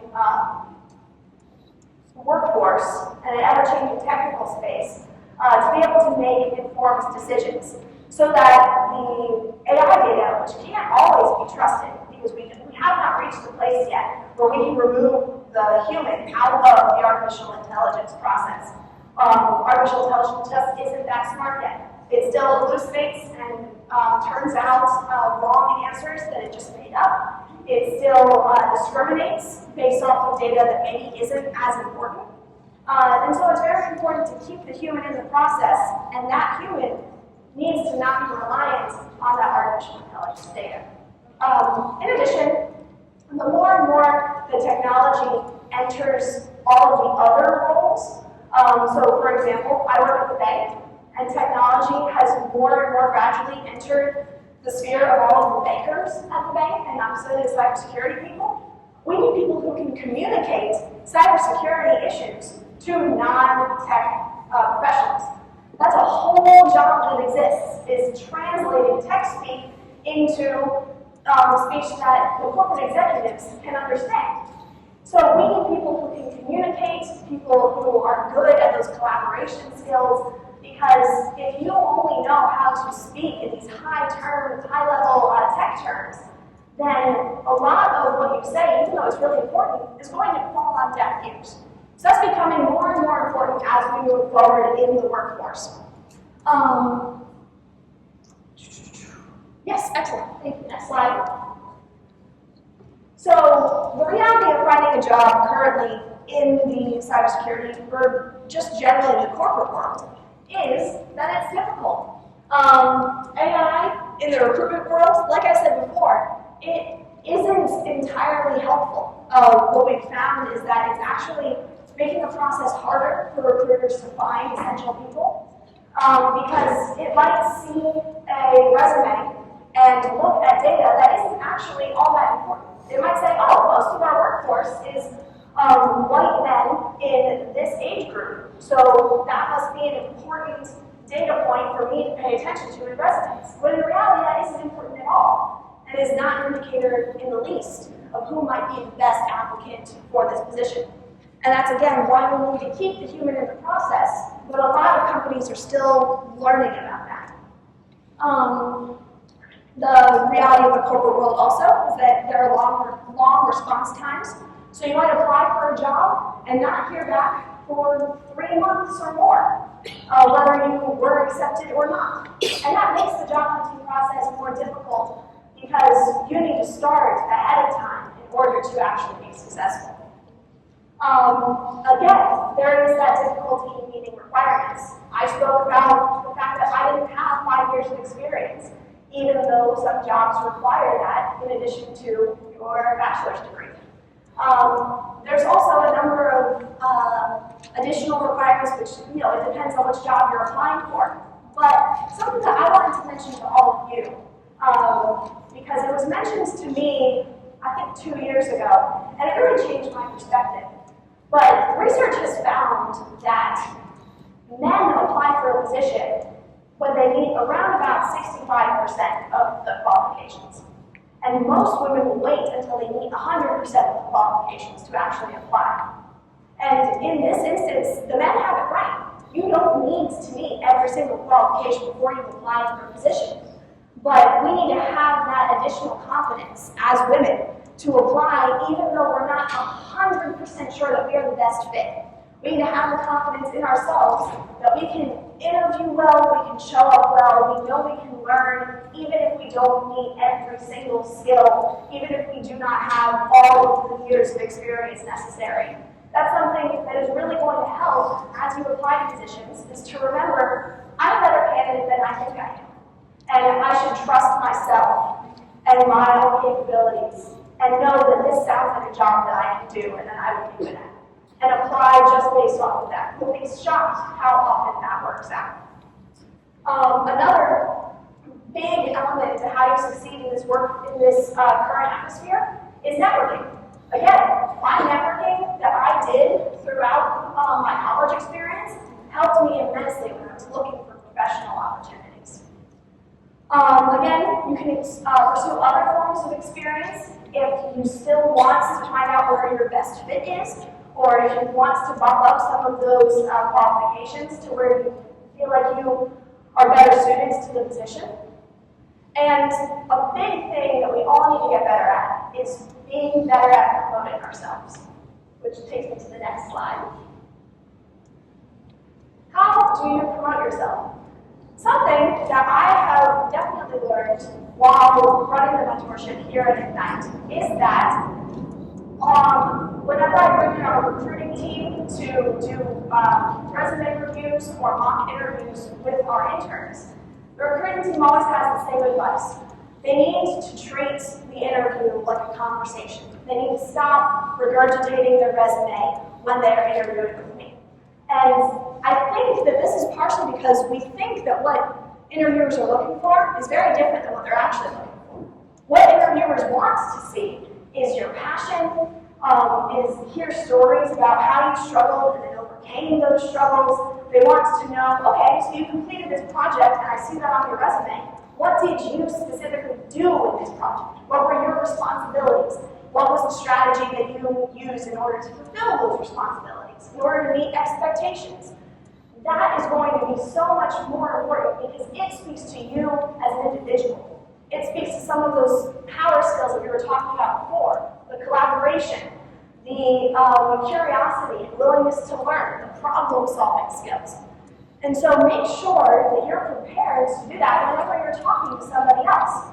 A great way to do this is to come up with an elevator pitch. So one question that I can almost guarantee you're going to get in every interview is, tell me a little bit about yourself. And when you get this question, you should not say, well, I'm so-and-so and I am at the Ignite Institute pursuing cybersecurity. When people ask you to tell them a little bit about yourself, that is your opportunity to highlight all of your best qualities and to get them, because if you highlight those good qualities, they're going to ask you questions about them later in the interview. And so that is your best opportunity to choose what this interview is going to focus on and to drive the interview yourself. Because again, interviews should be conversations, and you should have just as much agency as the interviewer does to decide where the conversation is going. I talked a little bit about talking about your actions and what you want, the ownership that you have. So again, that's responsibilities and how you went about meeting those responsibilities and those expectations. Bragging about your strengths. This is something that I have struggled with, and almost everyone I know has struggled with, but bragging about your strengths is not arrogance. It's just telling the truth. It's just saying that this is what I am good at. And you don't have to water that down with modesty, because we really, in the corporate space, we want to know what you are genuinely good at, so that we can set you up the best for success, because that's also going to set us the best for success. Excuse me. Now, on the flip side, your weaknesses. This is also a question you're going to get a lot in interviews, is tell me about a weakness that you have. And a good way to approach this question is to A, know your weaknesses, but B, know the steps that you can take to overcome this weakness or to work with this weakness. So if you say, I struggle a little bit with time management skills, and something that I have worked on to try and overcome that is by making more loaded lists and having more meetings with people so that they can hold me accountable even if something falls off my radar. Or maybe it's through a Kanban board so that you can track the progress of your specific responsibilities, whereas maybe you have trouble keeping track of them without that board to be constantly updating and interacting with. That's just an example, but whatever your weaknesses are, know them, know how you can overcome them, and speak to that whenever you are promoting yourself. A big element, which really goes hand in hand with the confidence when you're bragging about your strengths, is we need to get better at sitting with the discomfort of imposter syndrome. So even if you feel like you don't belong, you need to push through and act like you do, because the truth is you probably belong just as much as the person sitting next to you. And confidence really is, in some aspects, a fake it till you make it a trait. So the more that you present confidence, the more confident a person you will become. The last point I want to make is one that I've made before, but no one will advocate for you if you do not do it yourself. If you do not present yourself as a capable individual, people will start to view you in the same way. It really does come down to us being kind to ourselves and us showing ourselves grace and us knowing how good of a worker we are. We know our strengths, we know our weaknesses, and we're working to resolve those. And that all is going to help us know how good of work we can produce. Because no one's going to have a better idea of what you're capable of than what you do. A little bit of knowledge of work-life balance. I mentioned the importance of this before, but if you don't prioritize work-life balance, it will eventually prioritize itself. So if you do not make time to recuperate, then your body will decide when you make time to recuperate. Your body will crash, it will wake up one day for an important test, and your mind will just totally blank with the papers in front of you, because we need rest, we need recuperation. We can't be going 100% all the time. And one of the ways that we can really successfully prioritize work-life balance is by knowing what is going to fill our cup. We cannot effectively pour out if our cup is empty. So, me personally, when this all started, I talked to you all about some of my hobbies, about some of the ways that I fill my cup. I work out and lift weights to fill up my confidence so that I can go and I can be a confident person in the workplace. I go and I play Dungeons and Dragons with people, and I have this really low-stakes type of interaction with folks so that I can then go and present myself to complete strangers in my job. I go and I read all of these stories about fantasy and about awesome, magical worlds so that I can then go into my workspace and make the most out of what the world that I'm building there. It all ties hand in hand. If you are pouring out in one area, you need to be filling your cup right back back up in that same area outside of work. And that's why we have to work to live. Because if we live to work, then eventually that cup is going to run dry, and we're going to crash, and there's really going to, if you haven't built up the strategies to be able to come back from that, then it's going to be extremely difficult. A great way to enforce this as well is to set boundaries. I like to say a lot of the times that a boundary is something that you can enforce yourself. So if I, for example, tell someone, hey, I need this by this deadline, that's not a boundary, that's a request. A boundary is, if you don't have this to me by this deadline, I'm moving forward without your input. Because I'm not going to let you and your difficulty with time management or your difficulty with what's on your plate affect the success of this initiative. That's a proper boundary. And that's going to mean that I don't have to log online during my time off on the weekend to make up for someone who didn't use their time during the week effectively.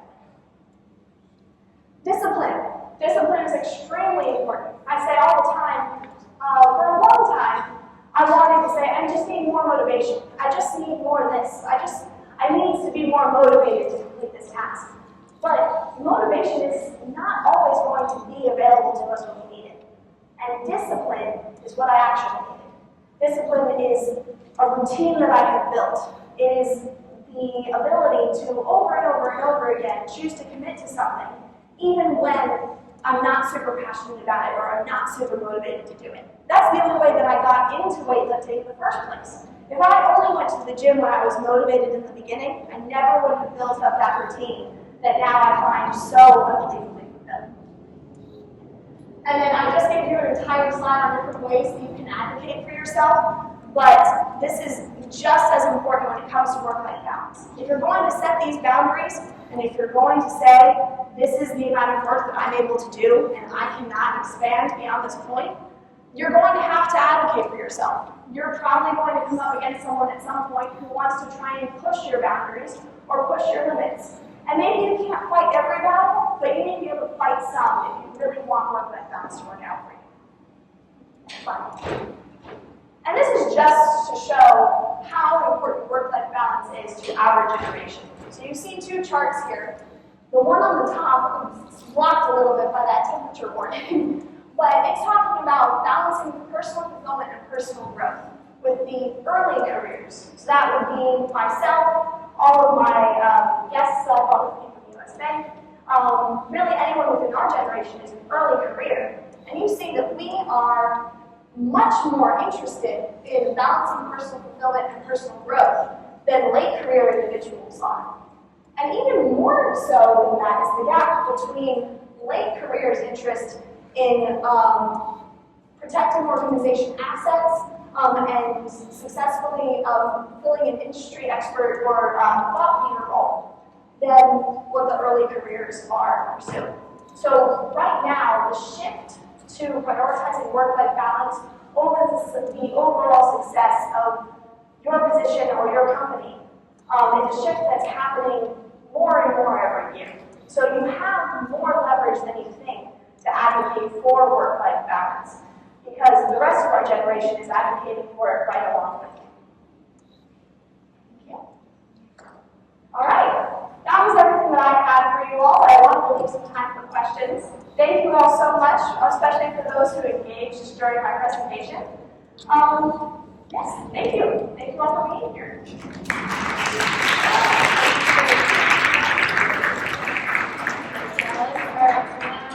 Questions that you guys have, really leave things open on the table. I remember thinking something later, she's still around, she's still around as a speaker, and there's still time. She's got her email up there. I know she was talking about a lot of mentors. These people here are very people to ask for mentors, especially if you're a little nervous. They're already opening themselves to be your mentor to talk to you guys by coming here. So, any questions, comments? So, okay.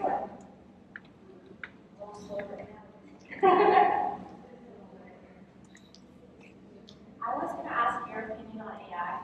My opinion on AI. I think that artificial intelligence is an amazing and super useful tool that's going to take us to new heights and help us achieve things that we've never been able to achieve before. I also think that we need to implement it carefully.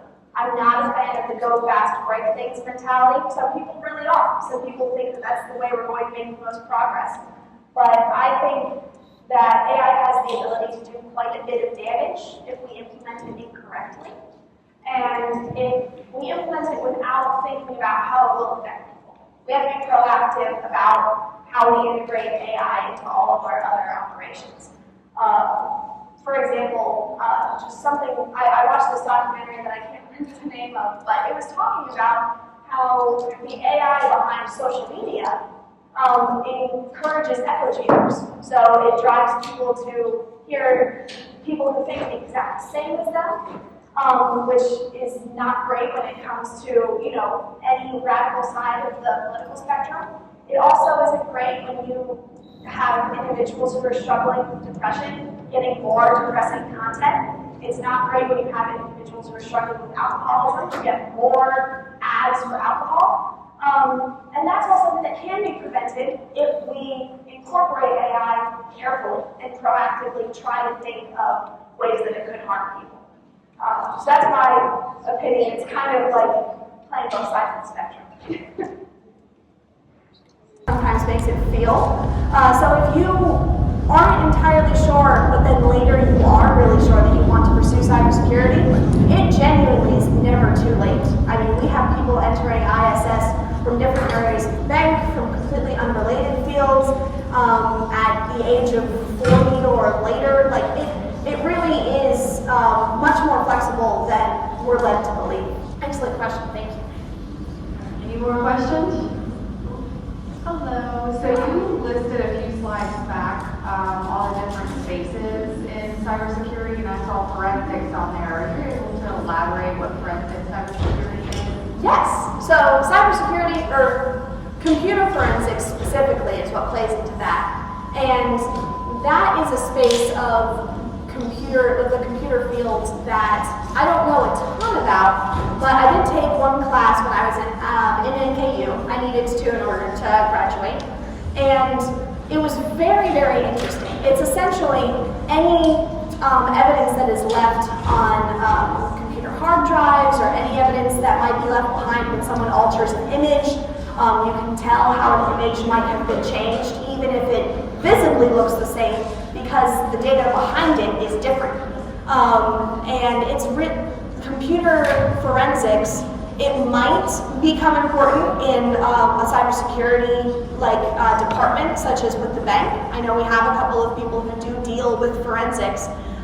So if there is an exploit, they can kind of work backwards to figure out how it happened, where it originated, all of that kind of stuff by following the evidence trail. Or I know of a number of positions that exist where you can go into the criminal justice space with computer forensics, and you can show up with your evidence to a court case that might help get someone busted or get someone convicted of some type of cybercrime that they've committed, because cybercrime is becoming much more of a predominant thing that people are worried about. So that's a great question. Thank you. All right. Any more questions? You guys are asking some amazing questions. We love to hear it. Love to hear them interacting. Any questions before we finish up? All right. Well, thank you so much, Alex. Give her a big round of applause, everybody. All right, everybody, welcome in. We have our last presenter for the day, so let's give a warm welcome to Kelly Burke. Hello, all right, make sure you can hear me.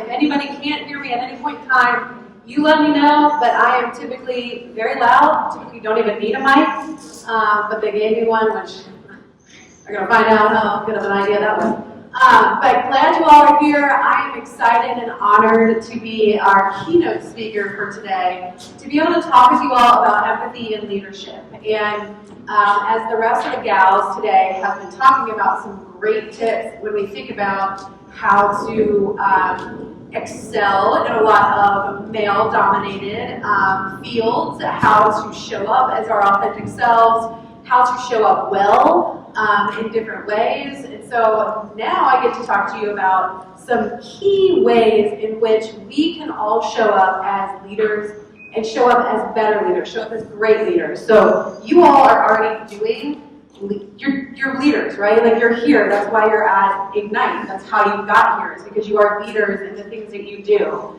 But I'm going to talk to you about how to take that kind of to the next level. And it's not going to be groundbreaking. I'm not going to give you any magic spells or anything like that. It's going to be pretty simple. And when I talk about it, you're going to be like, that makes me a good leader. But I promise you, in all of the experience, in all of the things that I have done, this is the key. This is the magic. And it is everything. So we're going to talk about that. You can go to the next slide. And I hate this introduction slide, just because I don't like looking at myself like nobody does, right? But my name is Kelly Burke. I am a Diverse Equity and Inclusion Lead, a DEI lead at Humana in our Office of DEI. I own strategies around diverse talent pathways, so get to focus on things like our military connected hiring, our neurodiverse hiring, things like that, and figure out how we bring those folks into the company, and then also how we keep them. So how do we build culture? How do we build places for those folks to thrive? And I'm a certified Safe Six practitioner, so that's skilled agile. I am a trauma-informed leader, currently in school to get my doctorate in social work, have an MBA, glutton for punishment, can't stop going to school, and so here we are. My dad was an educator, so he was the assistant superintendent here at Boone County Schools for quite some years, probably before you all were even born. But he as an educator really instilled that in me to be an educator, but he was also a businessman. And so watching him navigate those relationships really stuck with me. And then my mom, who barely finished high school, not because she wasn't smart enough, because she was like, what do I need that for? I got to see her, I used to call it the street smarts, right? Like she would be the one that could go in someplace and get somebody to buy something that they like didn't really need, didn't really want, but she'd build that relationship, she'd have that conversation, and she'd be able to do that. And so seeing those two things come together really have created who I am, both as a student, as an educator, and as a business professional. But I'm a social worker by trade, so I have my bachelor's and master's and student doctorate in social work. I'm licensed in Kentucky, Texas, and Louisiana as a social worker. And so all of these experiences, like each of the gals talked about today, all of these things come together and make me a unique individual that you see before you. So let's move on. And I designed this presentation just for you all, so I have my notes simply because I haven't done it before. But some of these pieces I have done. And this particular one, so I hope that what you'll start to see as I'm talking is how I'm going to model empathy and psychological safety in leadership. So what this is these are shared agreements for engagement. And any time that I do any type of speaking, any type of presentation, doesn't matter what I'm doing, when I'm teaching, we go over these shared agreements for engagement. And what this is so that we all can agree that we are going to engage in this way so that everybody has an equitable experience today. I want each and every one of you to have the same opportunity, to have the same experience, get the same information in, and that's what we're going to see here today. So I have a question for you.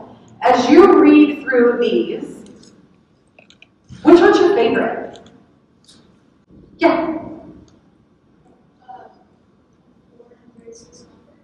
Embrace discomfort. Absolutely. Yeah, what's yours? Practice active and empathetic listening. Anybody else? Did I see? Did you have one more? Well, using I statements. Using I statements and try to avoid making generalizations. So like, oh, well, you saw everybody, you saw them all do that. Probably wasn't all of them, right? That's a generalization. Any others? My favorite is number 2. Take space and make space. There is enough space here for all of us. There's enough space for me. There's enough space for you. But I'm also going to make sure that everybody has their space, that everybody has a space to be and exist and thrive. And obviously, I'm sure you can tell, I like to take up a lot of space, both figuratively and literally. Like all of my stuff in the back of the room is like spread out, but also like I'm going to make sure that I take my space because as an individual, as a human being, I get that. Like I have dignity and worth, right? And so I get to take that space, and I'm going to make space for other people to have that too. So as you are thinking through some of these things today, keep these in mind. I'm happy to share these if anybody ever wants to use these for anything that you're doing. And I also like to ask, is there anything on here that you think that we're missing? Anything that you think would help you have a good experience that might not be on this list? Because my list actually started originally, I think, with like 6 that I thought of, and then as I did presentations and I was talking with people, they would be like, no, what about this? Or maybe we should add this. And so my list kept growing. And I actually it was like 14, and I combined some of them because I needed space on the slide, so there was actually even more. All right, we can go to the next slide. So like I said, what we're going to talk about today is we are going to define leadership, we're going to define great leadership, and then we're going to have a little engagement activity to practice empathy, which is really fun and can be really impactful. So I'm excited, and I'm going to get to that. Go to the next one. And yes.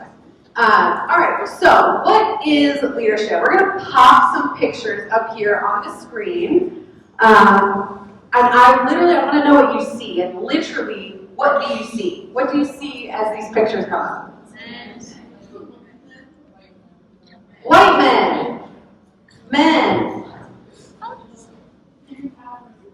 What? Men in power? Is that what I heard?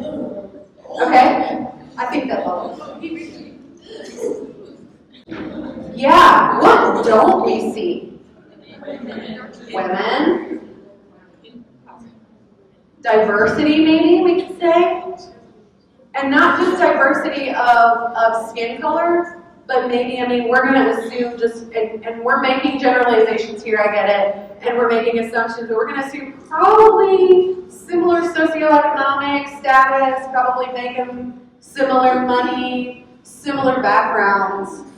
So we're missing some things in here, right? And the reason why I bring these up and I put these pictures up is because this is when somebody says leader, or they say leadership. This is what comes to our brain. Whether we mean for it to or not, whether we might be somebody who says, yeah, I'm all for, women in leadership, but that very first thought that comes to mind is going to be a lot of these pictures. And that's just kind of how society has taught us to think about leaders. And I want us to really think about what leadership should and could look like as we think about you all coming into leadership positions. Because as I look out here, I don't see this, right? Like I see lots of colorful faces, I see lots of different backgrounds, I see lots of different ways in which we show up, and it's a word that we use, it's called intersectionality. So all of these different things, I see this out here, I don't see that, and this excites me. That this is leadership that's coming up. Because we're going to change what that picture looks like, and that's exciting to me. So you can go to the next slide. So let's talk about what leadership can look like. So everyone can be a leader because we all have the capacity in each interaction that we are in to lead. And I don't mean that you have a leadership position. I don't technically have a leadership position right now. I don't have direct reports. I don't have people that I'm leading. But every opportunity that I have to interact with another individual is an opportunity to lead. And that's where you will start to see leadership really grow and blossom with you when you start thinking about every interaction. Sitting at that table next to your peer, talking to them, that's an opportunity to lead. And that can look like different things. That could be calling people in. That could be having important conversations. That could be stepping into that discomfort and embracing that. That could be using things like the shared agreements and holding others accountable for those shared agreements. Like, hey, let's give Sally a moment to say something because I think she needs to have some space to say that. That's leadership. That's what we are asking and looking for when somebody or a requisition or a job posting says, we're looking for leadership experience. Those are things and ways that you can show up in that way. And so I'm curious here, you know, if there's anything that you all have seen or maybe can think of in the past week or month where you saw some of the people that you're here at school with show up in these ways as leaders, even without official leadership positions. Nobody? No leaders here? Yeah. So you all worked on the science project together? Did you finish it? Did you get a good grade yet? You turned it in today? All right, I love it. And group work, a lot of times not my favorite. A lot of times because I didn't have great group members that I was working with, right? But that is a moment. That is a moment to lead, where you have the opportunity to say, we're doing this together. Your work, you know, means my grade. Let's get it. What else? Yeah. To add on to the first bullet point. Yeah. Speaking up, it can feel very lonely. Mm-hmm. But there are often times where other people have that same thought. Exactly. Absolutely. So really interesting quick aside about that. So obviously my hair is colored, right? And typically it is a bright blue, like bright turquoise blue. And the first time that I had that hair and I wore that to a presentation at work, like I was nervous about it, but mostly because I was like, I've got blue hair and I'm in this corporate job. But I actually had somebody reach out to me. She was a Black woman, and she said, I really appreciate you wearing your hair for your authentic self, because that gave me the courage to wear my natural hair. And I was like, oh, like it never crossed my mind that that's why I was wearing it. But something like that, like having the courage, so stepping into that courage to be your authentic self, created that space for other people to show up as their authentic self in something, in my opinion, that probably needs a lot more than blue hair, but still gave them that space to be that. And that's the same way that speaking up, it can be scary. I'm not gonna lie, it is scary, right? And it can be very lonely sometimes, but you will find, and I have never found, that when I spoke up, that there weren't other people there that were like, yeah, she's got a point, or that's right, or I was feeling the same way. And then we had that community. But we just didn't know until somebody took that courage to speak up and say those things. So thank you. Anything else? All right, I got some other images for you. I might take 1 second. Let me get out of that. This is 2 slides worth of images too. So look at these leaders. Looks a lot different, doesn't it?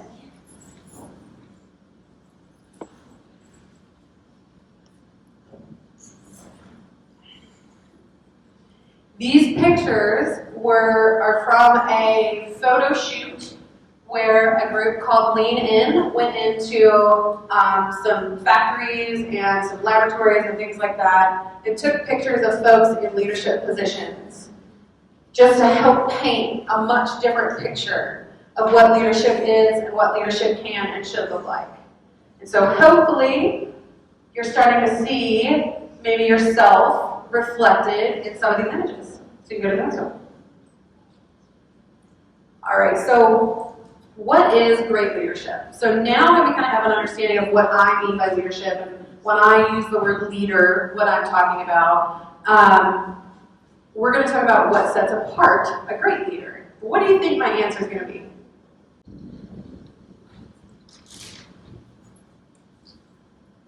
Yes? The way that people do aspects of being a leader, Absolutely. But I bet you can get it down to one word. And spoiler alert, there's an presentation.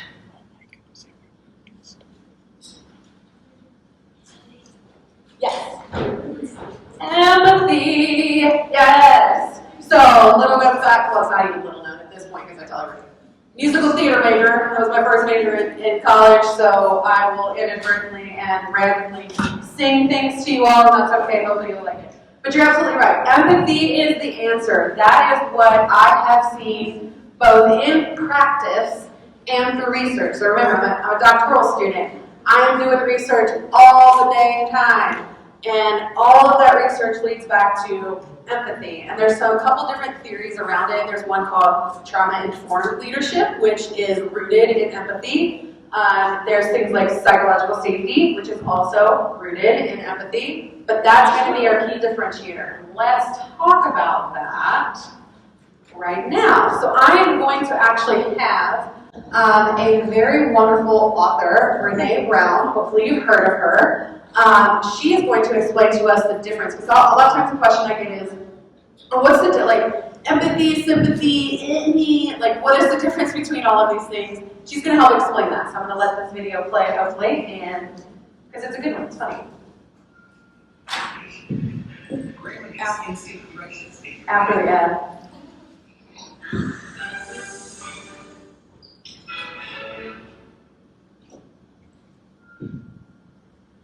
So what is empathy? And why is it very different from sympathy? Empathy fuels connection. Sympathy drives disconnection. Empathy, it's very interesting. Teresa Wiseman is a nursing scholar who studied professions, very diverse professions where empathy is relevant, and came up with 4 qualities of empathy. Perspective taking, do you really take the perspective of another person or recognize the perspective of their truth? Staying out of judgment, not easy when you're in children, which is most of us do. Recognizing emotion in other people and then communicating that. Empathy is feeling with people. And to me, I always think of empathy as this kind of sacred space where someone's kind of in a deep hole and they shout out from the bottom and they say, I'm stuck, it's dark, I'm overwhelmed. And then we look and we say, hey, I'm down. I know what it's like down here, and you're not alone. Sympathy is, ooh, it's bad, huh? No. You want a sandwich? Empathy is a choice, and it's a vulnerable choice, because in order to connect with you, I have to connect with something in myself that knows that feeling. Rarely, if ever, is an empathic response begin with at least. I have it, yeah.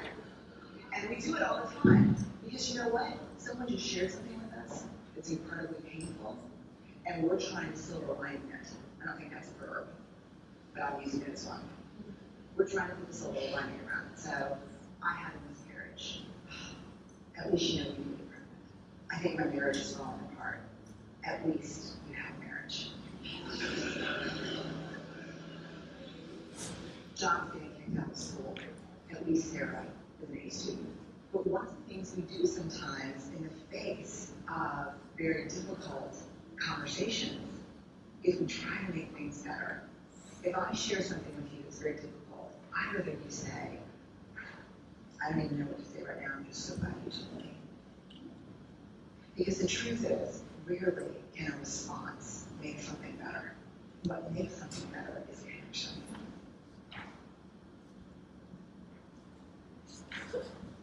Lots of good nuggets in there. What all did you take away from that? It's okay to not know what to say. Absolutely. Now, how many of you have heard the term holding space?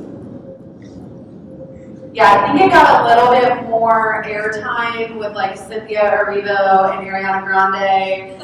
Yeah, like I'll hold space with you. And they were truly doing that. But it's more than just holding each other's pinkies, right? It is actually being there and being with that individual.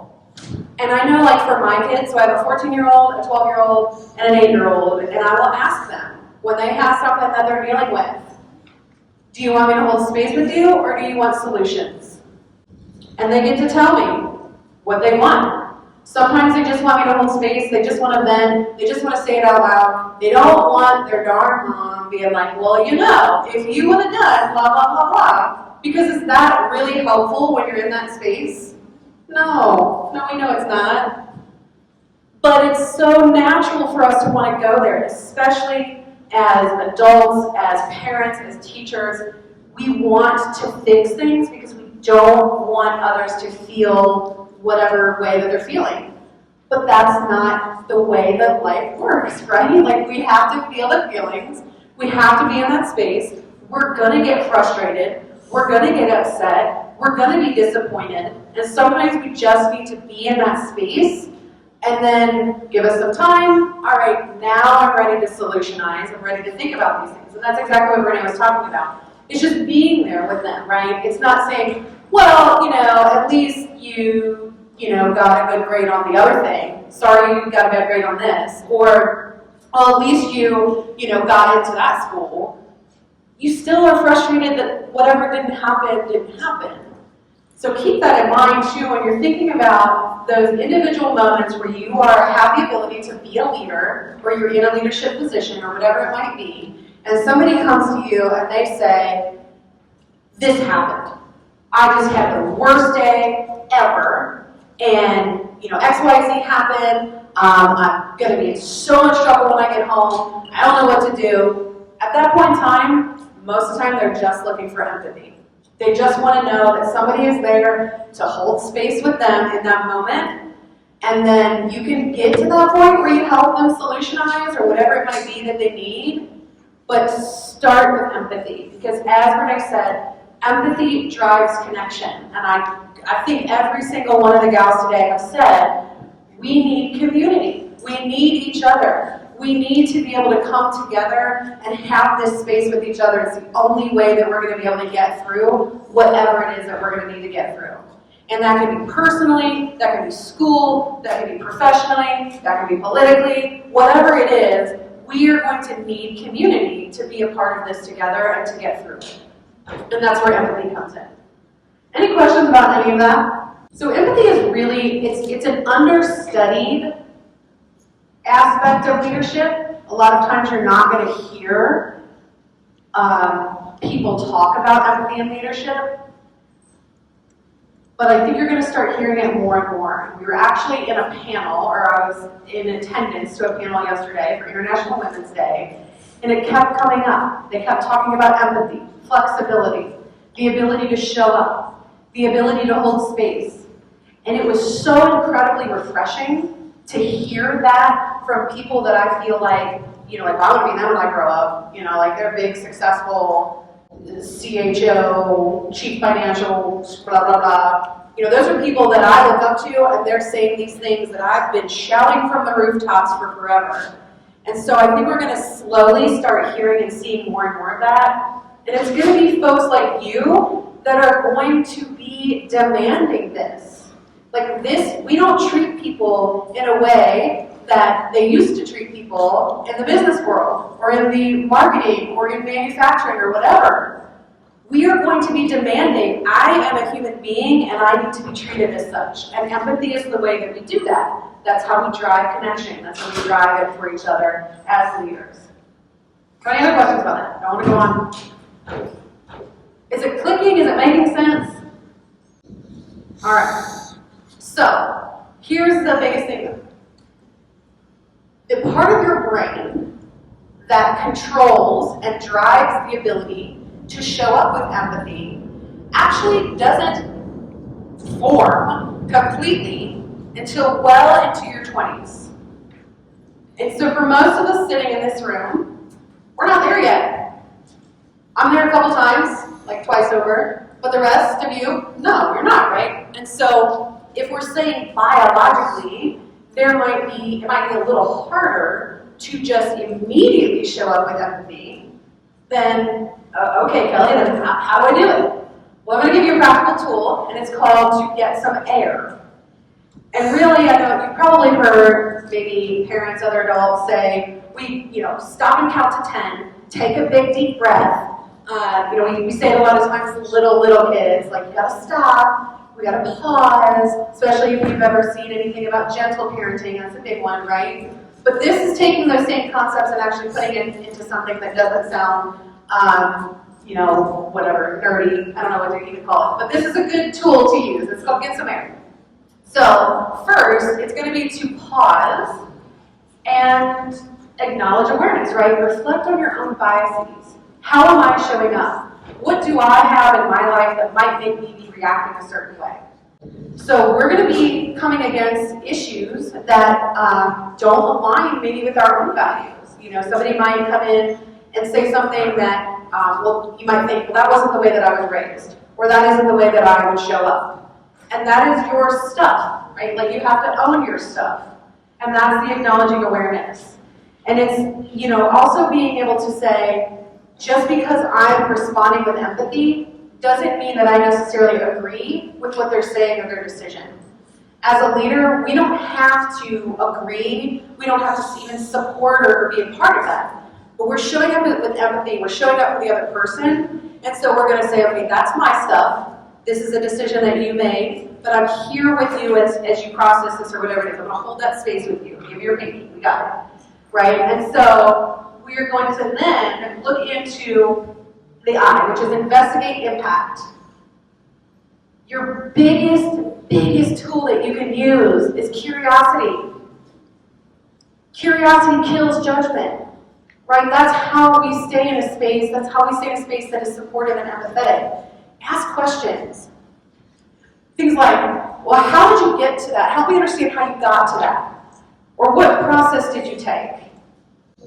Or how do we get here, or how do we get there? Ask those questions and keep digging to find out. Because probably there was, even if you didn't agree with what they did or how they're showing up, there's probably a really good reason, at least in their experiences, how they got there. And that curiosity can help you help them process what it is or get through or use that empathy to get to the other side. And then the R is respond with respect. How might you respond with respect? What might that look like in action? Yeah.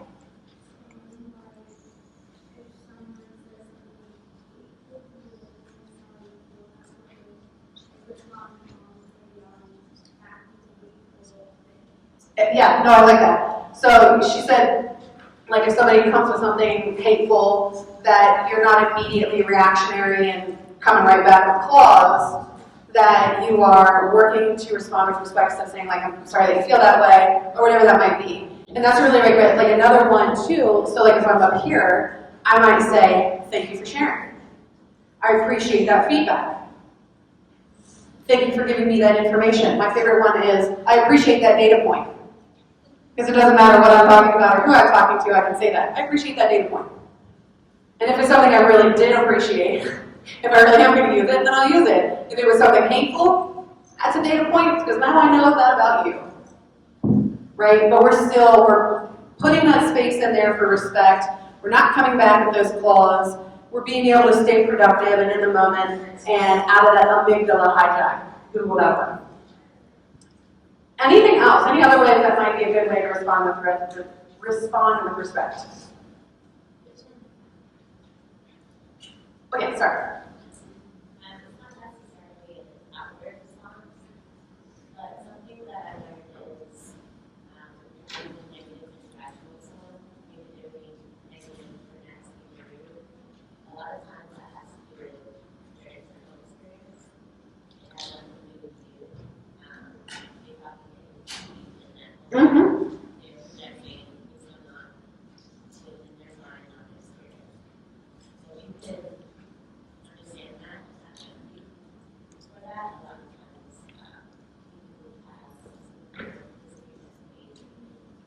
And if I wasn't in these heels, I would do a little jig, because you were talking about trauma-informed leadership. Like, you are literally explaining trauma-informed leadership. So thank you. I love it. And I get really excited when other folks bring those aspects into it, because you're absolutely right. So when we think about, and I won't get into a whole presentation on trauma-informed leadership, is good?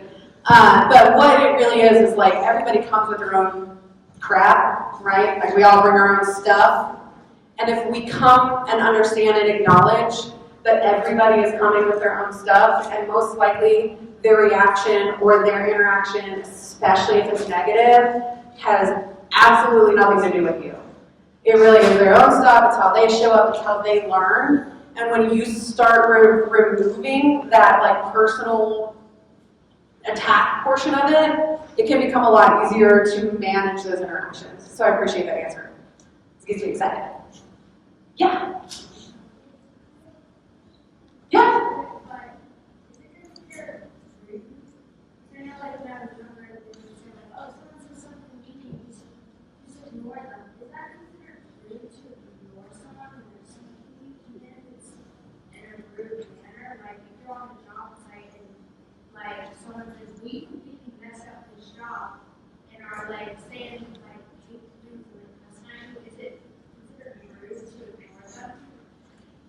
So I think it just depends, and it's based on the situation, right? So we have to also determine what is good feedback, like what is a feedback, and what is actually somebody being rude. Because I think a lot of times what we do, and I'll say this from my own experience, right? So I have ADHD. Part of ADHD is you have a thing called, oftentimes, rejection sensitivity dysphoria. And that means that anytime somebody talks to me about something that I did wrong, I interpret that as it is the end of the world. I have failed them. Nothing I'm ever going to do ever again is ever going to be good enough. Like, it goes into this whole spiral, right? And I've gotten to the point where I know that, I recognize that, and I work with that. Like, it's not an issue as much anymore. But when I was younger, it definitely was an issue. And so if somebody had come to me on a job site and said, like, yeah, you did not do that right, we need to figure out how to fix that so it doesn't happen again, that would have crushed me. But in hindsight, we know, like, that's just feedback, right? Like, feedback is a gift if we are ready to unwrap it. And feedback can help us and should help us become better. Like, we should take that feedback, put it in there, and we go with it. But there's a difference between good feedback based on what it is that you're doing and how do you get better, and somebody just being rude. I personally would, if somebody was being rude to me, honestly, I probably would just ignore them, act like I didn't even hear it, I'd keep moving on. If it was true feedback and there was some truth to that and I needed to use that to get better, then I would engage in that conversation. Kind of like two quick story. Currently teaching at the University of Louisville and get a lot of feedback to help improve my teaching. And some of the feedback was like, thank you, Ms. Burke, for being loud on your video. And I'm like, you're welcome. That doesn't really, that was neutral, right? Like, that was neutral feedback, they were just thanking me. Then it was others like, it would be really great, like, great lecture, would love some other media in there, like a video or something to break it up. All right, great, I can do that. Then there was other feedback that was, this material does not do anything for my learning. And I'm like, all right, we're gonna separate that one, that's on them. That had nothing to do with me, right? Like, that wasn't on me, that was the material, that was the subject matter. It is very dry, it's very boring, I get it. But that wasn't me, like, there's nothing I could do to change incarceration, learning about incarceration as a social worker. So it's also figuring out, like, and that person wasn't being rude either, right? So it's really determining what it is, that data that you're getting from that, and how you want to respond to that. Does that help? Awesome. All right, we can go to the next slide. So why does it matter? Why am I talking to you about empathy and leadership? Well, as we talked about before, this is going to be something that you are going to hear about more and more as we continue to move into the future, and you all are the leaders and becoming in leadership positions. It's trending in business. And in my MBA program, in my Master's of Business Administration program, they had like 2 classes on this, and now they have 5 at NKU. So it is growing in research, it's growing in popularity, it's growing in impact, because people are seeing too, when we think about it from a business standpoint, teams that operate with psychological safety and operate with empathy from their leader outperform their competitors.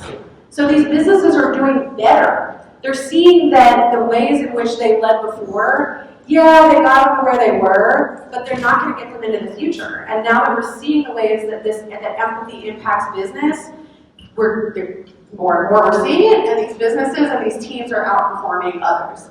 And so when you start talking money and you start talking numbers, leaders, CEOs, CFOs, their ears perk up. They're like, that's something we can implement? That's easy. That doesn't cost me. That doesn't cost me any money to be empathetic.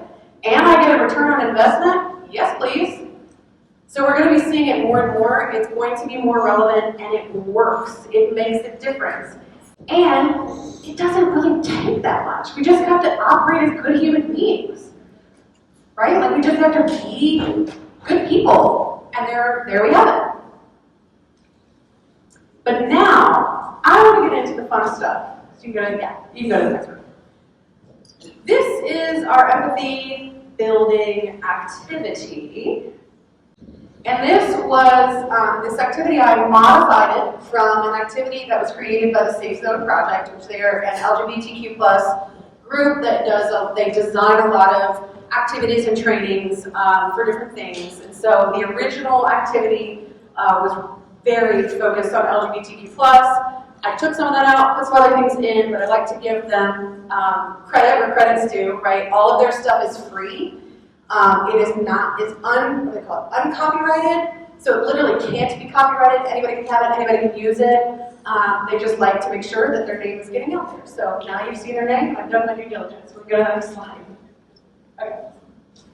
So I want to explain it, how this is going to work. So this is an activity called Privilege for Sale.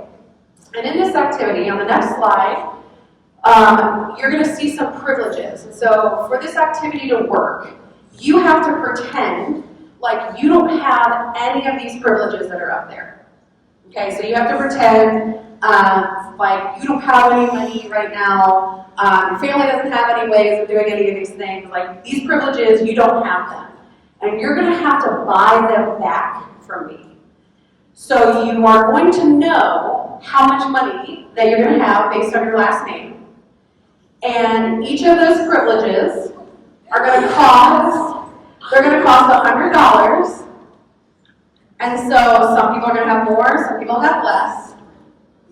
And you're going to have to figure out which privileges mean the most to you. So which privileges in your everyday life could you feel like you couldn't live without?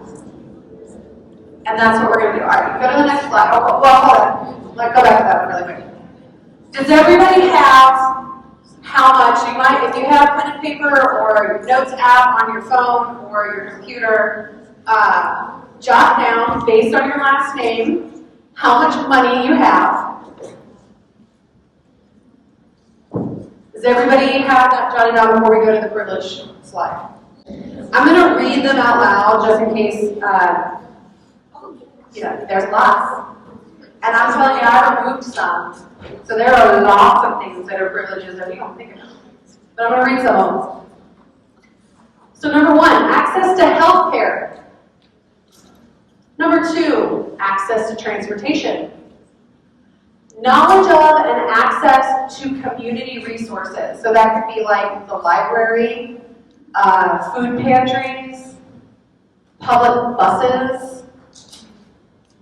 Update my wardrobe with new clothes to match the current styles. You want to know what my favorite things to do? So I said my son is 14. It is my favorite thing to do is to use slang in a very unironic way because it just drives him crazy. So, like you could get some new fits, increase that Riz. See, and that's the reaction, and I love it. It cracks me up. Except when I started using bruh, ironically, and now I actually say it all the time. Okay, number 5, people don't assume that I'm dumb or lazy based on a spoken language. So think about individuals who are bilingual. Number 6, I can count on my home remaining a comfortable temperature. Number 7 is be able to buy healthy or expensive foods whenever I want. So organic foods or salads all the time, not just canned SpaghettiOs or ramen. Thinking about my college days. Number 8, receive days off from work for holidays that matter to me. So a lot of businesses probably get Christmas off, get Thanksgiving off, but are there other holidays? Ramadan started earlier this month, right? Other holidays like that? So 9, people can pronounce my name. It is always so important to me to be able to pronounce people's names correctly, and I will ask them. And then absolutely, I know they don't care, but it makes my eye twitch. They're like, well, my name's, such and such, but most people just call me, Bob. You can call me Bob. No, I will call you by your name. But number 10, people of my race widely represented in media. 11, expect to see many students and professors of my race on campus. Number 12, not worried about being deported. Number 13, people know what to call me and how to refer to me without asking. So that's referring to pronouns. 14, validity isn't based on how well I pass as a particular gender. The ability to walk through the world and generally blend in. My identity is not considered a mental pathology. Easily find role models and mentors to emulate who share my identity. I can expect to receive promotions the same as my colleagues. 19, I mess something up without it being an indictment of my entire gender. Number 20, personal merits aren't questioned. 21, I can enter public spaces without being sexually harassed. 22, I don't often have to worry about harassment from customers, coworkers, or bosses. 23, people won't make unsolicited comments about my body. Number 24, the decision to hire won't be based on if I might choose to have a family. 25, my opinions are heard and respected equally with others. Number 26, go to new places without knowing that I'll be able to move through the space. So that's talking about if I would go to another country that maybe wasn't as open-minded to women being there without a man. So can I move through and not have to worry about it? Or can I move through safely? Those type of things.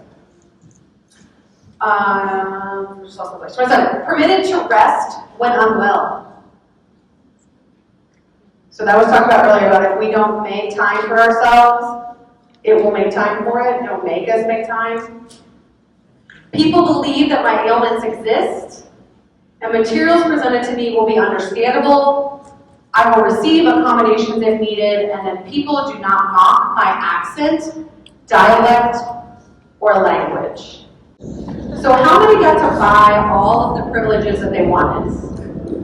Why do you think I chose this activity to talk about empathy?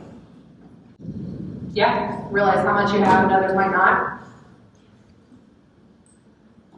Realize that some privileges are necessary to live, and how dire not having money. 100%, yeah. Yeah. Others who might have the same, may or may not have the same.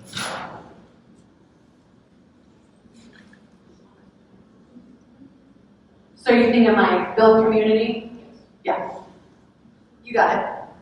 I appreciate that. And I appreciate you're right, the dire state of how things can be for folks who don't have them. Sorry, I can see the other. Yeah.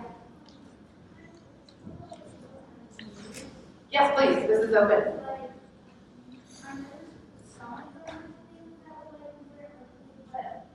A lot of them, like, most of them, oh, I can go out somewhere and not feel like I was going to be put down, like, be belittled because I was a woman. Whereas some of them was like, oh, I could just go around my daily life and not have to worry about how I look. Most of them are actually about, like, physical looks and not things like food. And a lot of those are privileges. Right? So if we think about someone being able to, we'll say, perfect story. My husband, okay, when we go out, I will say, oh, did you see that person over there? They look like they were, I don't know. They look threatening. We'll use that as an example. We're like, you see that person over there? They look threatening. He's like, what person? I said, that guy standing over there in the corner on the wall.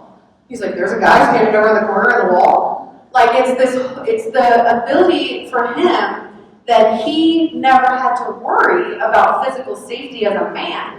It's not that there's anything wrong or better about that, it just is, right? Like, he didn't have to worry about that growing up as a young man. He didn't have to worry about that physical safety. As a young woman on a college campus in Cincinnati, that was something that I had to be aware of, right? Like, I had to be aware of where I was, who I was with, what was happening for my own physical safety. And so that's why those things would be considered a privilege. And again, like, no, hard feelings towards anyone, it just is the way that it is. And that's why those things end up being privileges, because of the way that society exists. So any others, I know we're at time. Yeah?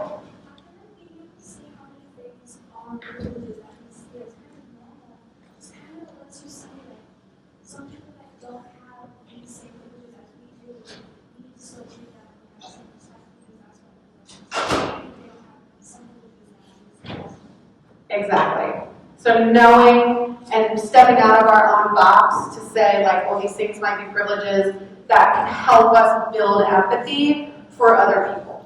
And when we're leaders and we have that empathetic and knowing, like, I may have this and they don't, doesn't necessarily change who I am, doesn't need to change who they are, it just is, but understanding those things can help us show up in an empathetic way and help us be better leaders. So I appreciate it. I will be here, obviously, until you all leave. So if you have any other questions or concerns, holler at me. But I appreciate you all sticking with me, going through this activity, and the opportunity to be here today. So thanks, y'all. Thanks so much. Alright, I know you're really anxious to leave. Don't worry, I am too. I work really out too. But, one more thing. I thought I should you guys up here. But, come on. All the way. Thank you. So, first off, we have to recognize these two amazing women here today. They are the ones that gave this opportunity. Got you guys to come here, got the speakers to come here. They're both moms. They both have 50 million other things going on. But they put hours in during school, after school, weekends to make sure that you guys got this opportunity, got to see and hear from so many amazing women.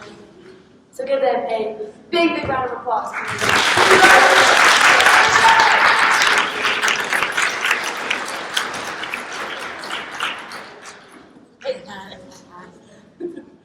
Thanks, guys. I really appreciate you guys coming and having all you guys here and all of you speakers and the other mentors that were in the audience with you guys.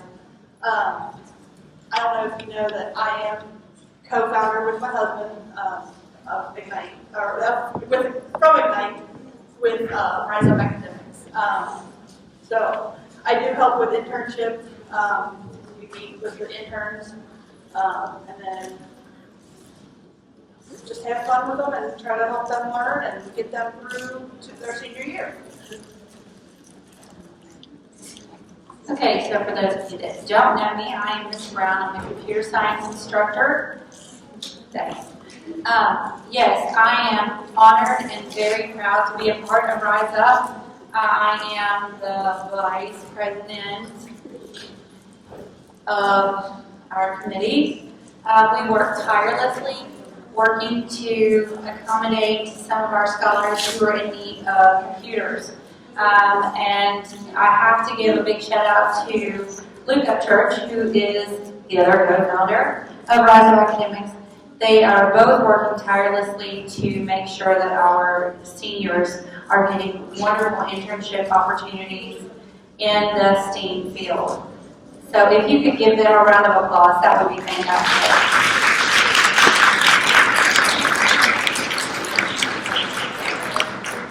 I do need to thank our special guests today who have come in, taken time out of their day to come and talk with us. But I want you all to take away this. Make sure you thank our wonderful volunteers that came in and mentors that came in.